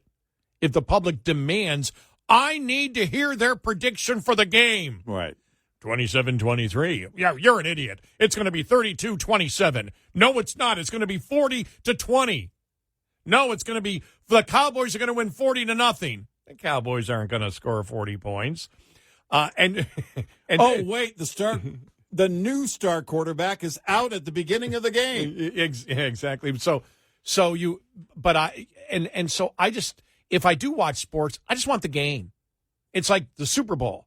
I don't think I've ever watched any of the Super Bowl pregame show, which starts at 5 a.m? Mm-hmm. And if I do want to watch any analysis or pregame or whatever, I've always found, especially with YouTube now, because I got a lot of friends at work actually in local sports, they'll actually do YouTube stuff. Yeah, right. And so I'd rather watch that from the local perspective, which I know is going to be on the sports and not the politics. Because the interesting dynamic was in ESPN went national, completely insane left. And by the way, I'm going to hold up, if I go to a game this year, I'm going to hold up my sign, Kaepernick in 24. We went through all of that, and that just turned off so many people. It just turned them off. I mean, same thing that, Disney turning off, many parents by, backing the radical transgender movement. There was no reason for them to do it. It doesn't even apply to the business that they're in whatsoever. They don't need to be discussing it. And the same thing, and that's why you've seen, the cuts at ESPN, the last cuts here in the last month were huge. Yeah. Right. And so it's like, what do people want? For the most part, they want to watch the sporting event. But yeah, I just find it really I just find it interesting as to what the business model is going to be. A business model that, for the most part, I will not be taking part in, because I do not see the ROI on it, the return on investment. Yeah. I again, if I had the interest in there was a pay-per-view, my interest isn't going to be all season long. I just have too many things going on to pay that much attention, every week. I don't have it. Well, for me, it's like, what do you want to pay money for? And it was like I was talking to a friend of mine earlier tonight or late last night, and he said, "You're going to be watching many of the games?" I said, "No, I think I've been taking golf lessons. I'm getting really good. Mm-hmm. I want to be out there golfing when it's. I'd rather if I'm going to watch. If the choice is between watching or doing, I'd rather do." Yeah, and so it's like, right. I may start golfing on Sundays. Right. Yeah. I may start doing it just, it's a work day, but I can get up and get a tea time at 9:00 and be done at 1. Mm-hmm. And, that's still get everything done for the day. And it's a beautiful day out there. So the return on investment for sports. And again, it was tainted by everything that happened 5, 6, 7 years ago. Wow, is it that long? The whole Kaepernick thing happened. Yeah. Yeah. 2015. Mm-hmm. Yeah, 2015, 2016, yeah. Wow, 8 years. Mm-hmm. And so that did taint me, but I think just as I've gotten older, I don't know. I still can't figure out why I don't care as much. I find the business model discussing that more interesting than actually paying attention to the sports. The business model now is what I become obsessed about. Sure. Yeah. How are they going to do it? I get why people love it. I know why my brother-in-law will. This is a guy that's been working since the age of 13, and he works for a living. He hauls dirt and gravel for construction, has his own business doing that, and works really hard. So he loves to watch Oklahoma football.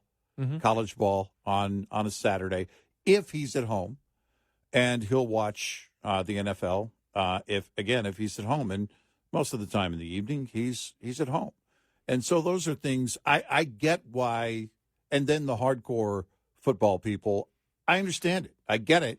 Well, it's just that when you start carving it up and the games are, everywhere. We grew up in an age where most of the players were franchise players, and that's not the case anymore.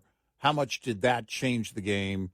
How much loyalty is there to a team? Well, in football, there's tremendous loyalty, and there's also tremendous loyalty to the game itself, where people will watch. There are still people that will watch every game they can on Sunday, on Monday, and then on Thursday, and then on Friday they're watching all the previews for the Sunday game. Yeah, well, I'd be the last person to ever tell people that they're wrong in their in their recreational devices. Right. Yeah. And so if people want to watch, that's fine with me. I mean, people fish. I never really fish much, but you love. You love fishing. I'm going back next month. Right. And so there's nothing wrong. I like golf. You like fishing. There's nothing wrong with either of those. Mm-hmm. It's just, it's just when you look at it, and we both sort of agree on sports. But I know for me, I think I was more of a sports fan because I went to everything. I had Bill season tickets, back, long time, 30 years ago, and would just love going and was obsessed with sports and would go to hockey games and basketball. When I moved here originally, I used to go to Mavericks games all the time because I love basketball. Mm-hmm. And I just don't do it anymore and have no interest in doing it. And I think I'm more interested in what changed me because I haven't been able to figure out what happened in my life besides the stuff in the NFL that happened with Kaepernick and everything else that happened after that, the whole kneeling thing.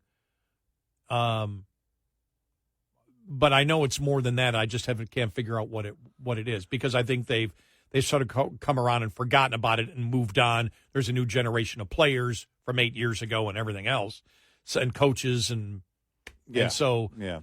But there's something that I'm interested in what made me change, and it might be age. No, I think there's something to that. It might be that it's just other things I'd like to do. I know one thing with golf, for example, I've become more obsessed because I know I'm limited in my time to be a good golfer. Well, you're getting out and you're doing things, and while you still can do those things physically, right? And I grew up in a very hardcore sports family, and You wouldn't know that by looking at me or watching me in my habits of viewing or participating, because for me, I had to get out and I had to go do something. And then when I became a musician at the age of 10, everything took off from there. I mean, by the time I was 12, I was playing on stage, and I just, for me, it had to be hands-on. I had to see what that was like. And, you know, I played basketball. I was decent at basketball because I had a growth spurt early. But beyond that, it was more about kind of just watching it from the cheap seats. There's, you know, I love watching, I think anybody loves watching a good game that's coming down to the wire. Oh, yeah. Yeah. You know, there's nothing like that that's coming down to the wire. No. The clock is ticking, and they've got to, you know, in football, they've got to make the drive, or they've got to, you know, the field goal kicker has to make this field goal, or in baseball, the pitcher has to get this guy out. It's whatever it is, you know, that excitement, that competition is real. And I don't necessarily have to have a loyalty to any team in order to appreciate that. Yeah, you know, for example, baseball, I just don't care. But you get me a playoff game, 9th inning, Yeah. 1 run, Yeah. pitcher and batter duel in that moment when the crowd's going crazy and the camera's scanning all the fans and the looks on their faces. Yeah. Greatness. Right. Absolutely great moments in our society when you see Yeah. that. Right. Yeah. But when it's game 87, I don't care. Yeah. Right. And Exactly. the stadium's half full because it's game 87, and Right. I don't care. There's Right. no excitement here. Right. It's baseball at that Right. point. Right. 866-90 Red Eye. Get in touch with Red Eye Radio, toll free at 866-90 Red Eye.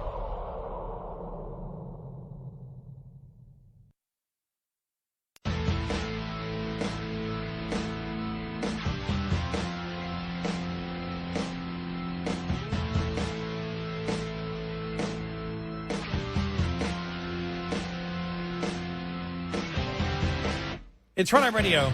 He is Eric Carly, and I'm Gary McNamara. Coming up following the top of the hour, somebody actually crunched the numbers. And Yeah. This is about Mayor Adams in New York blaming the madman in Texas Yeah. Right. for the number of migrants in New York City, which he said will be the destruction of New York City. Somebody did the numbers. How many migrants Abbott actually has sent there out of the 110,000? 13,000. Oh. The rest, the Biden administration. Oh. And just the natural migration to New York City. Maybe from that's the why, border. Maybe that's why Biden isn't going to do anything about it. Yes.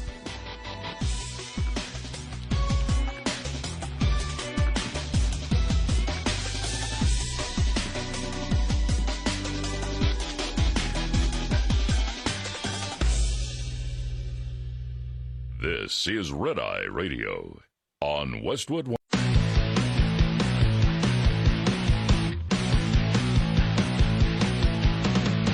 Now, it's Red Eye Radio. Gary McNamara and Eric Harley talk about everything from politics to social issues and news of the day. Whether you're up late or you're just starting your day, welcome to the show. From the Uniden America Studios, this is Red Eye Radio. All across the USA and around the world, we are Red Eye Radio. I'm Gary McNamara. He's Eric Harley. So somebody actually did the numbers in New York City. You know, you had Mayor Eric Adams out there screaming, going after Governor Abbott of Texas. And making it seem like that the problem that New York City faces is because Governor Abbott has sent all the migrants to New York City. And he said it started with the madman down in Texas. Well, what are the actual numbers? Is Mayor Adams telling the truth? Are all the migrants, are a majority of the migrants, are a plurality of the migrants. I don't know how I can make a plurality, but I threw that in there anyway. There because of Governor Abbott of Texas. If Governor Abbott is the madman, then you would assume that he is the one that has sent the majority of migrants, which justifies, by the Democrat standard, the mayor's xenophobia. Yeah. Right? Right. Byron York from Washington Examiner covers this. He said Mayor Adams has taken a leading role among Democrats in conceding the damage done to local communities by the Biden administration's policy of allowing millions of illegal border crossers to remain in the United States. Adams recently raised eyebrows in his party by saying the arrival of thousands of illegal asylum seekers with their enormous demands for economic and social services will destroy New York City. Month after month, he said, I stood up and said, this is going to come to a neighborhood near you, Adams said during a community meeting last week. Well, we're here, and we're getting no support on this national crisis. Let me tell you something, New Yorkers, never in my life have I had a problem that I did not see an ending to. I don't see an ending to this. I don't see this ending. The issue will destroy New York City. City officials estimate more than 110,000 immigrants have arrived in New York in the current crisis. Adams said the cost of caring for them will balloon the city's deficit and force cuts in services for New York residents. You already saw first responders' overtime will be cut, police overtime cut. Yeah. Exactly what you need in New York City right now. Mm-hmm. He said, I said it last year when we had 15,000, and now I'm telling you with 110,000, the city we knew we're about to lose. Because it's remarkable to hear a prominent Democrat say something like that, given that this problem is a problem created by the sitting Democratic president. Yeah. But for all his candor, Adams still cannot admit what is causing the crisis that he says is threatening to destroy the city. He said, quote, it started with the madman down in Texas deciding he wants to bus people up to New York City, Adams said, referring to Governor Greg Abbott, who several months ago began busing groups of willing immigrants to New York. But here's the thing, the numbers. Abbott recently announced that Texas has sent a total of just 13,300 immigrants to New York since August of 2022. New York, however, said it's received more than 110,000 immigrants. If New York has received 110,000, but only 13,000 came from Texas, then where did the other 97,000 or so come from?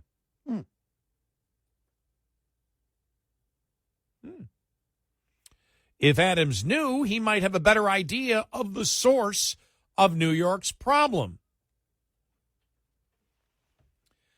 He said, I asked Jessica Vaughn, director of the policy studies for the Center of Immigration, a group that favors more restrictions on immigration.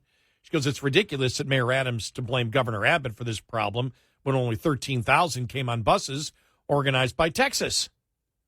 Besides, many of them probably were looking to get to New York anyway.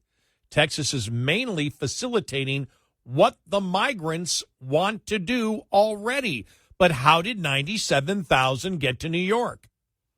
First of all, the Biden administration appears to be directly arranging flights of illegal border crossers to the New York area.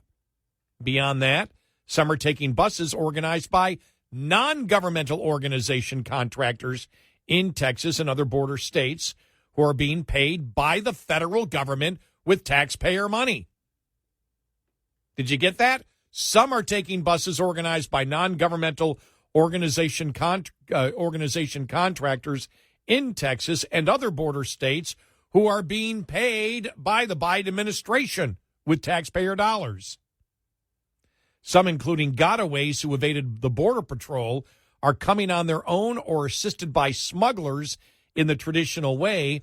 Some are coming from the northern border, which is also experiencing record illegal entries. One attraction for the illegal border crossers is New York's self-designation as a sanctuary city. The immigrants know the city will feed them, give them a place to stay, deliver other social services, educate their children, give them a municipal ID and a driver's license. Even if they get in trouble with the law, they know they will not be turned over to immigration authorities. Adams speaks as if he were helpless to deal with the sheer volume of migrants, which it should be noted is less than the number of migrants who have arrived at the southern border every couple of days.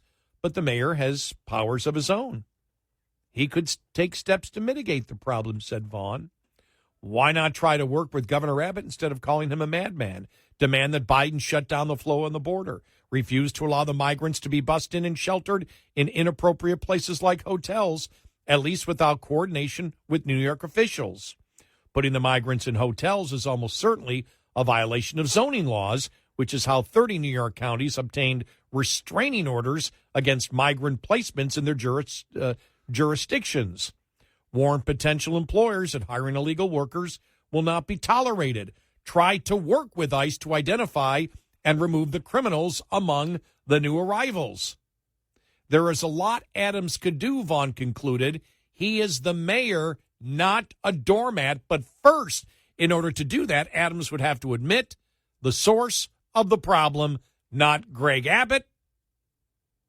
The source of the problem are a result of the policies promised by candidate Joe Biden in the 2020 presidential race and delivered by President Joe Biden in the 2 years and 8 months since January of 2021. Railing about a madman in Texas will not solve a problem that started in the White House. But there you have the numbers. Well, this, again, we've been talking about it from the beginning, that the Biden administration has been doing this for a long time. And now they're responsible for the money that goes to these contractors, many of these contractors, that allows this to happen over and over again. But what did Mayor Adams get when he called on the White House to make it stop? Nothing. Zero. We'll send somebody to talk to you. And that talk was, shh. Shh. Stop screaming. And these are the very real dynamics in place under an administration that cares nothing about securing the borders. Zero they're going to do about this. New York is stuck with this problem, and it's only going to get worse. Story over the weekend. How many young Russians are fleeing Russia? It was about this time last year that I met a couple that had fled Russia, and they went to the West Coast. Many of them are going to New York now, and it's adding to the problem. And it has nothing to do with the state of Texas or any other state. You're going to see this continue because sanctuary cities wanted this to happen. And the thing is, they're not going to get any help from the federal government because the federal government doesn't want to admit that there's a huge problem in these cities. And the other point that was brought up is there's no reason for Biden to go to Congress and say we need, billions of dollars to bail out New York and Chicago for my policies, because then he can't claim the border is secure. Right. You can't say there's no problem and then want to throw billions of dollars at a problem. Right. So you just ignore it as if it's not happening. Exactly. Believing that, hey, Illinois, Los Angeles, New York, these places that are sanctuary cities that we're sending the migrants to, they wish to go there. We, the federal government, are sending them there, not just Abbott. We're sending a lot more than Abbott ever has. We're doing it, and we're not going to lose any votes there. Nope. We don't care if we screw over New York City or Chicago or Los Angeles. We don't care. All we care about is having an open border, and we don't care about solving the problem because there isn't a problem to us. None of this is a problem to us. It's what we want. It's your problem. If you think about it, Biden is saying the exact same thing that Republicans are saying. The message is the same. You're a sanctuary city. Deal with it. Yep. That's why we're sending them there. They want to go there. You got to learn how to play the game, Mayor Adams. Isn't how it's done, because eventually we want these individuals to become voters, and we want them voting for our party. If you're screaming, we don't want them here, you're ruining the entire plan, man. What are you doing? Get in the game. Get in the game. You sweep all this under the rug. Everything is fine. Nothing to see here. Now, I know liberals are facing their own issues that they created, D.C. and the high crime. Early this year, there's nothing to see here in March. Don't believe the hype. There's no violent crime here. A few months later, they're screaming, they're murdering people in the streets. National Guard, bring in the National Guard. Mayor Adams, as a Democrat, was part of the building of this sanctuary policy. But the entire end goal is so that they can grow their voter base. They want to grow a massive, massive Democrat voter base. You can't do that by screaming, we don't want them here. Shh. Stop screaming. And, of course, they need some enforcement there. And who do they have enforce it? Well, the governor of New York State, Hochul. He's not handling this well. Look, I'm convinced Mayor Adams is not going to be one of these long-term New York City mayors. His own party isn't going to allow that. You're making too much noise. You're making too many waves. Calm down. Sweep it. Learn how to sweep this under the rug. Nothing is happening. Problem with that is, gone are the days when you can just sweep something of this magnitude under the rug.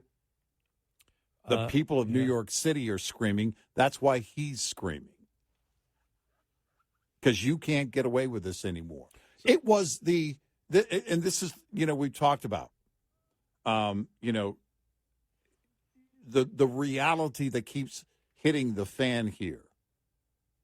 Well, in the abstract, we're building a culture that is welcoming to people from all nations. Reality. Oh, crap. We can't afford this. And they built that very short bridge in almost record time. It used to be that, well, the abstract, it'll take a long time for this little abstract worm to turn into a reality butterfly. But now it's happening seemingly overnight, and they're getting hit time and time again with their own policy. We don't want to put criminals behind bars. Well, sorry, we used to love doing business here in the Bay Area, but we're gone. We're going somewhere else. It's not safe here. And these are the realities that the Democratic Party has built. And it was a very short bridge to get there. It was always going to end this way. Mayor Adams, you don't know how to play the game because the game is gone beyond all recognition now. We're far beyond scorched earth. And if anybody's messed up a playbook, it's Joe Biden. Never underestimate the ability of Joe Biden to F things up. A quote from his former boss, Barack Obama. And here we are. 866-90 Red Eye. Hi, I'm Jen Loomis, a transport safety expert at J.J. Keller, and I'm here to share a tip on roadside inspections. At a roadside inspection, inspectors may ask to see supporting documents. A supporting document is a document generated or received by a motor carrier in the normal course of business that can be used by law enforcement to verify a driver's logs. These documents can include bills of lading, itineraries, schedules, or equivalent documents that indicate the origin and destination of each trip. They can also include dispatch or trip records, expense receipts related to on-duty/not driving periods, including receipts for meals, lodging, and fuel, electronic mobile communication transmitted through a fleet management system, and payroll records, settlement sheets, or equivalent documents that indicate payment to a driver. Drivers using paper logs must also keep toll receipts. Supporting documents must contain the driver's name, carrier-assigned identification number or vehicle unit number that can be linked to the driver, the date, the name of the nearest city, town, or village, and the time. This tip was brought to you by J.J. Keller and Associates. Visit us at jjkeller.com.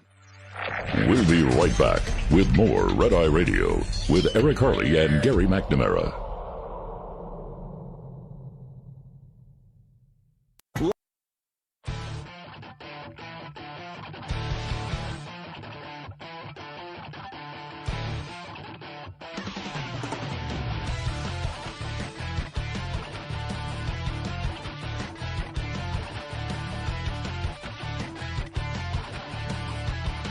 It's Red Eye Radio. He's Eric Hurley, and I'm Gary McNamara. You want to talk about piling it higher and deeper, as been the theme of the show today. We'll hear from Governor Newsom, who was on Chuck Todd's final show. He's just in denial. We would have done everything different. We didn't know. We did know. There were some things we have. You know how I knew that he knew specifically? Because he didn't wear a mask. Because he didn't wear a mask. They didn't, we said it from the beginning, they didn't believe it was dangerous. No, they didn't. As a governor, as a person, he wouldn't have sat at that table. He wouldn't have been at events without masks. There's no way. They never believed. We said it. They didn't believe. They didn't believe it was dangerous. Yep. Because they didn't behave that way. So he knew from the beginning. His excuses, we didn't know what we didn't know. Well, you did know. Yeah, you did.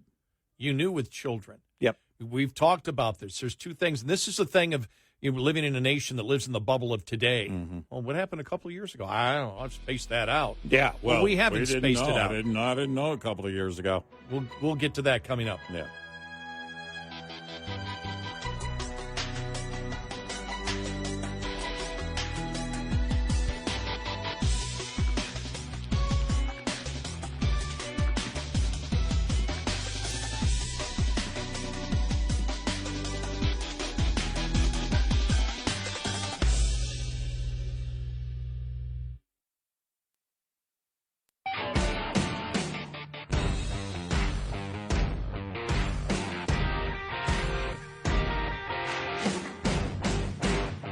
Call and join the conversation.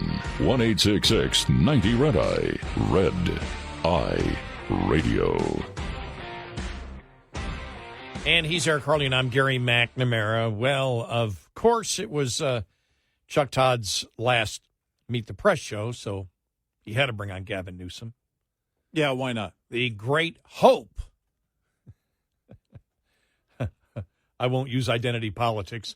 The great hope for the Democrats. Uh-huh. And he asked him about COVID.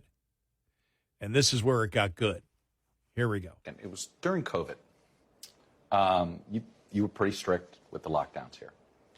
And it was an interesting piece in Harper's that sort of was critical of your decisions from this perspective. You found a way to allow the motion picture industry and the sort of the movie industry to get back to work. But you didn't allow people to grieve together at funerals or at churches. And that this may be why there's such a polarized disconnect. What you prioritize, right? This is this anger between the populace and the elite, supposedly. Here you prioritize this industry, but you you were tougher on those that just wanted to go worship. What do you say to that criticism? I think there's a lot of humility, and we didn't know what we didn't know, and it was hardly it was we, collectively. I understand and that. I think all of us, in terms of our collective wisdom, we've evolved. We didn't know what we didn't know. We're experts in hindsight. We're all geniuses. But think about what you ended up collectively prioritizing. You're prioritizing an industry, one specific one, but then didn't prioritize maybe ones whose maybe values you didn't connect with. I don't think it's a binary. There was iterations within that theme. There was fits and starts. There were regional frameworks that had impacts more broadly defined. There were more industry-specific frameworks. All of us went through a process. I mean, there was few states that didn't go into aggressive lockdowns, including Florida's Ron DeSantis. No, I understand that, but it was but within the framework of the who opened the door. It's what industry got leniency and which ones didn't. All of it is legitimate in terms of reflection. All of it's legitimate in terms of processing lessons learned. We went through a process. I actually had at Sunnylands, which is the Camp David on the West Coast. Right. We brought together experts across the spectrum, people that supported our efforts, people that opposed them, international experts. Let's just pause it there. He never answered the question. No. You notice how he never answered the question. And Chuck Todd did not try to get him. Well, he did follow up. Yeah, he stayed on it, but I would a little further than I expected him to. Yes, he did. But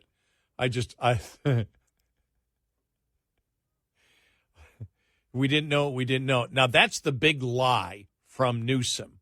We've always known since day one that, and this has not changed. In fact, we went through yesterday everything that, Fauci has been doing and the lies from Fauci. But because we have said there are things that we knew from the very beginning, because now they're saying, we didn't know anything. Yes, we did. We knew it affected the elderly, and we knew that it hardly affected young people. School lockdowns were not necessary, and the science has not changed from back then until now. And with seniors, those with underlying conditions, and obesity, those were the people most affected by COVID in a serious way. If you were under 40 with no underlying conditions, you were basically fine. Newsom didn't believe the science. We know that. We know he didn't believe it, right, because he didn't wear the mask. Let's continue, though, to see what else he had to say. Here we go. And we spent 3 days really reflecting, stress testing what we did right, what we did wrong. We're actually putting out a report as it relates to our own lessons learned. I think this country would do well to advance a similar construct, not through the lens or prisms of an ideology, but through You think there should be almost like a 9/11 commission on what lessons learned from this pandemic? There's been versions of that, but they're immediately dismissed within the prism of our partisan frame. That's a lie.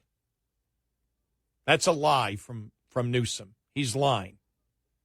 Well, he has to make it up. He has to lie because what he's trying to say is, look, my bad. I didn't know. He's doing the caveman lawyer routine. I didn't know of all of your science and your modern technology. You didn't believe it from the start. Wow, caveman governor. And that's exactly what he wants you to believe. Oh, we were just learning. No, your winery was open. Yeah. You were going to dinner and yucking it up with other officials without a mask. Right. You didn't believe the science. And why did you close down? Because this isn't about, he's the one that won't answer the scientific question. Because actually, it was a scientific question. Why did you open up Hollywood but not allow people to worship in churches? Right. Tell me the difference. What was the scientific difference? Right. He never answered the question. No. He's the one that's playing the politics. Now he is and then accusing others of, right. Oh, you're trying to push it through the prism of ideology. No, it's being asked because that's the way you behaved as governor. Right. You clearly separated the two. That was your choice. So don't blame the wave of resistance when it comes back at you in the same manner. Yeah, it's about ideology. The ideology, and we can't have these people that, coming to conclusions based on ideology. Nothing that we've talked about is based on me being a conservative. It's based on science and a virus. And he didn't believe That's the it. science. He believed didn't in the believe it. control and controlling what he Right. wanted to control. Because as we now know, well, we knew it back then, and we said it back then, and you can go back and listen to our tapes. We said it way back, that the shutting down of schools for as long as they did was completely unnecessary. In the time of the initial panic, maybe. But 6 months later, a year later, no. Nope. And from what we knew early on, those are the two things that never changed with COVID. Most everything else that we got from Fauci or the left was a lie. Yeah. And Or Newsom was is a lie, still was a lying. lie or wrong, and Newsom is still lying. And I guess his defense, if he ever runs for president, is I don't know what's going on. I'm a Right. caveman. I'm a caveman governor, and I'll be a caveman president. yeah. Talk to me in 5 years, and I'll tell you what I've learned. Right. It's garbage. Pure garbage. Let's continue here. And so I'm at least trying to work across that and in context of all What our is something local. you do differently? Well, I think No one knows. we would have done everything differently because we understood. We would understand outdoors, as an example. The nature. You wouldn't have shut schools down. You'd have tried to figure out how to maybe have outdoor classrooms. No, that's not. Well, now you're getting into nuance. But I think the nature of the spread early on and understanding epidemiology of that spread, understanding the spread in the context of how it spread very differently indoors than outdoors is one perfect example of what a lot of us would have done differently, including, again, in states, red states, that shut down their beaches in the early part of the pandemic. I think a deeper understanding of around mask and mask wearing and N95s, KN95s, you go through a process across the spectrum in terms of being prepared, issues related to how we fundamentally address the distribution of vaccines and the prioritization. You want to talk about prioritizations early on. In terms of those vaccines, you go through a series of things. But he never answered the question again. No. He's throwing out things that we would have. How would you have done those differently? Well, he's trying to pull everybody in with him. Everybody did everything wrong. You see, watch his approach. Right. Because at first, Chuck Todd rightly points the finger at him. Well, it wasn't just me. It was a group effort. No. And then it wasn't just California. It was Florida. No, it was you. It came down to him. The buck stops with the governor. That's right. Collectively, you decided to keep your winery open? I don't think so. You could just if you were a serious reporter, you could have destroyed him. Yeah.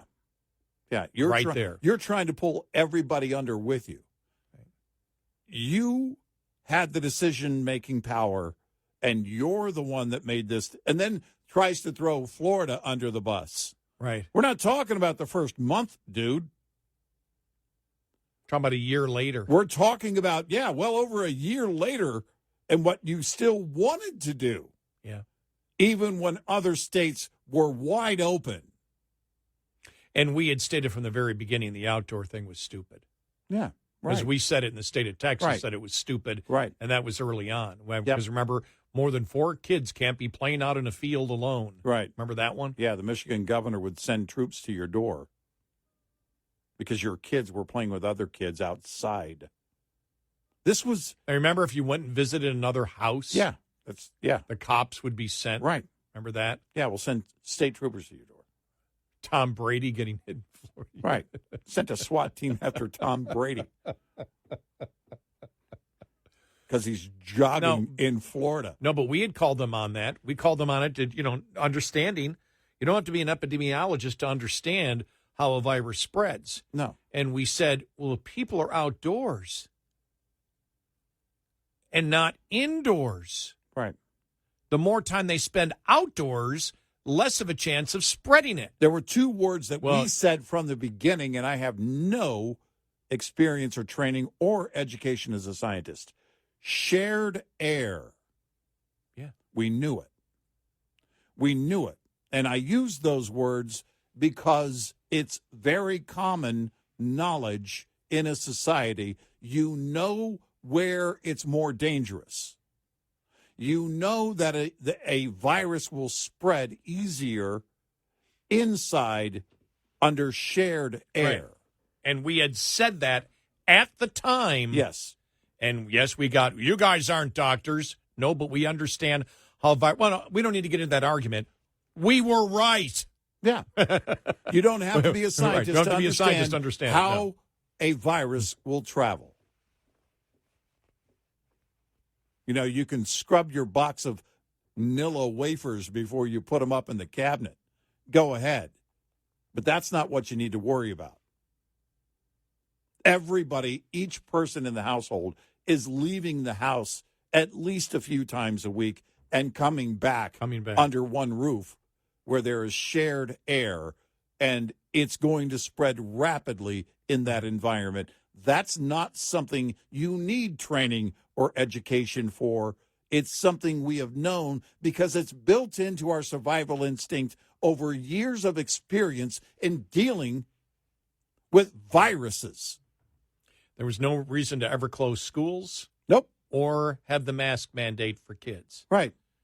Now, the masks early on with the number of, well, we now know, after the latest study, the Oxford study, or the guy from the lead researcher from Oxford, who's just blasted Fauci, right, saying, nothing he's saying making sense at all, because they know they got caught. And early on, everybody was questioning the mask thing because Fauci had changed his mind, twice by the time we got to April of 2020? Yeah. And so there was never a reason to close down schools, ever. Never a reason to do it. And there was no science. There was never any science to back closing schools. Nope. Ever. Nope. Didn't exist. Nope. And yet they got away with it. Yep. You remember the fact, remember if you were walking in, because I had a friend who lived in Los Angeles. They're walking down the street. If you didn't have a mask. Without a mask, the cops would pull you over. Yeah. And the Karens of the world screaming at you to put a mask on. Don't walk down the wrong one-way direction in an aisle in a grocery store. Remember on the biking and hiking trails that the cyclist was screaming at some hikers on the same trail that didn't have masks on? Right. We went, this is insanity. Yeah. Not only do we live in a society where a significant portion of the public wishes to be BS'd, which is what we started the show out with today, they love to panic. Oh, yeah. There's an adrenaline rush to panicking. Well, many people just want the excuse to stay home. Forget quiet quitting. They told me I can't leave. Forced quitting. Exactly. 866-90-RED-EYE. Coming up, more with Gary McNamara and Eric Harley. It's Red Eye Radio.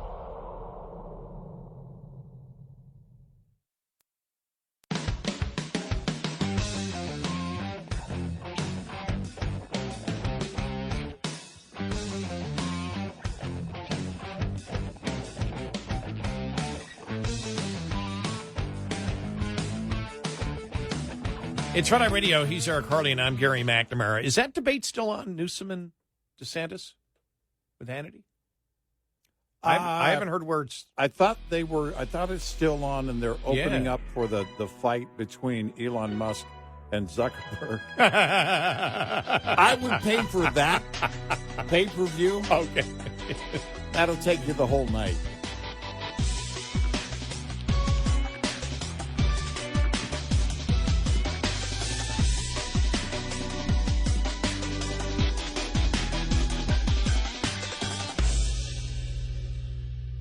This is Red Eye Radio on Westwood One.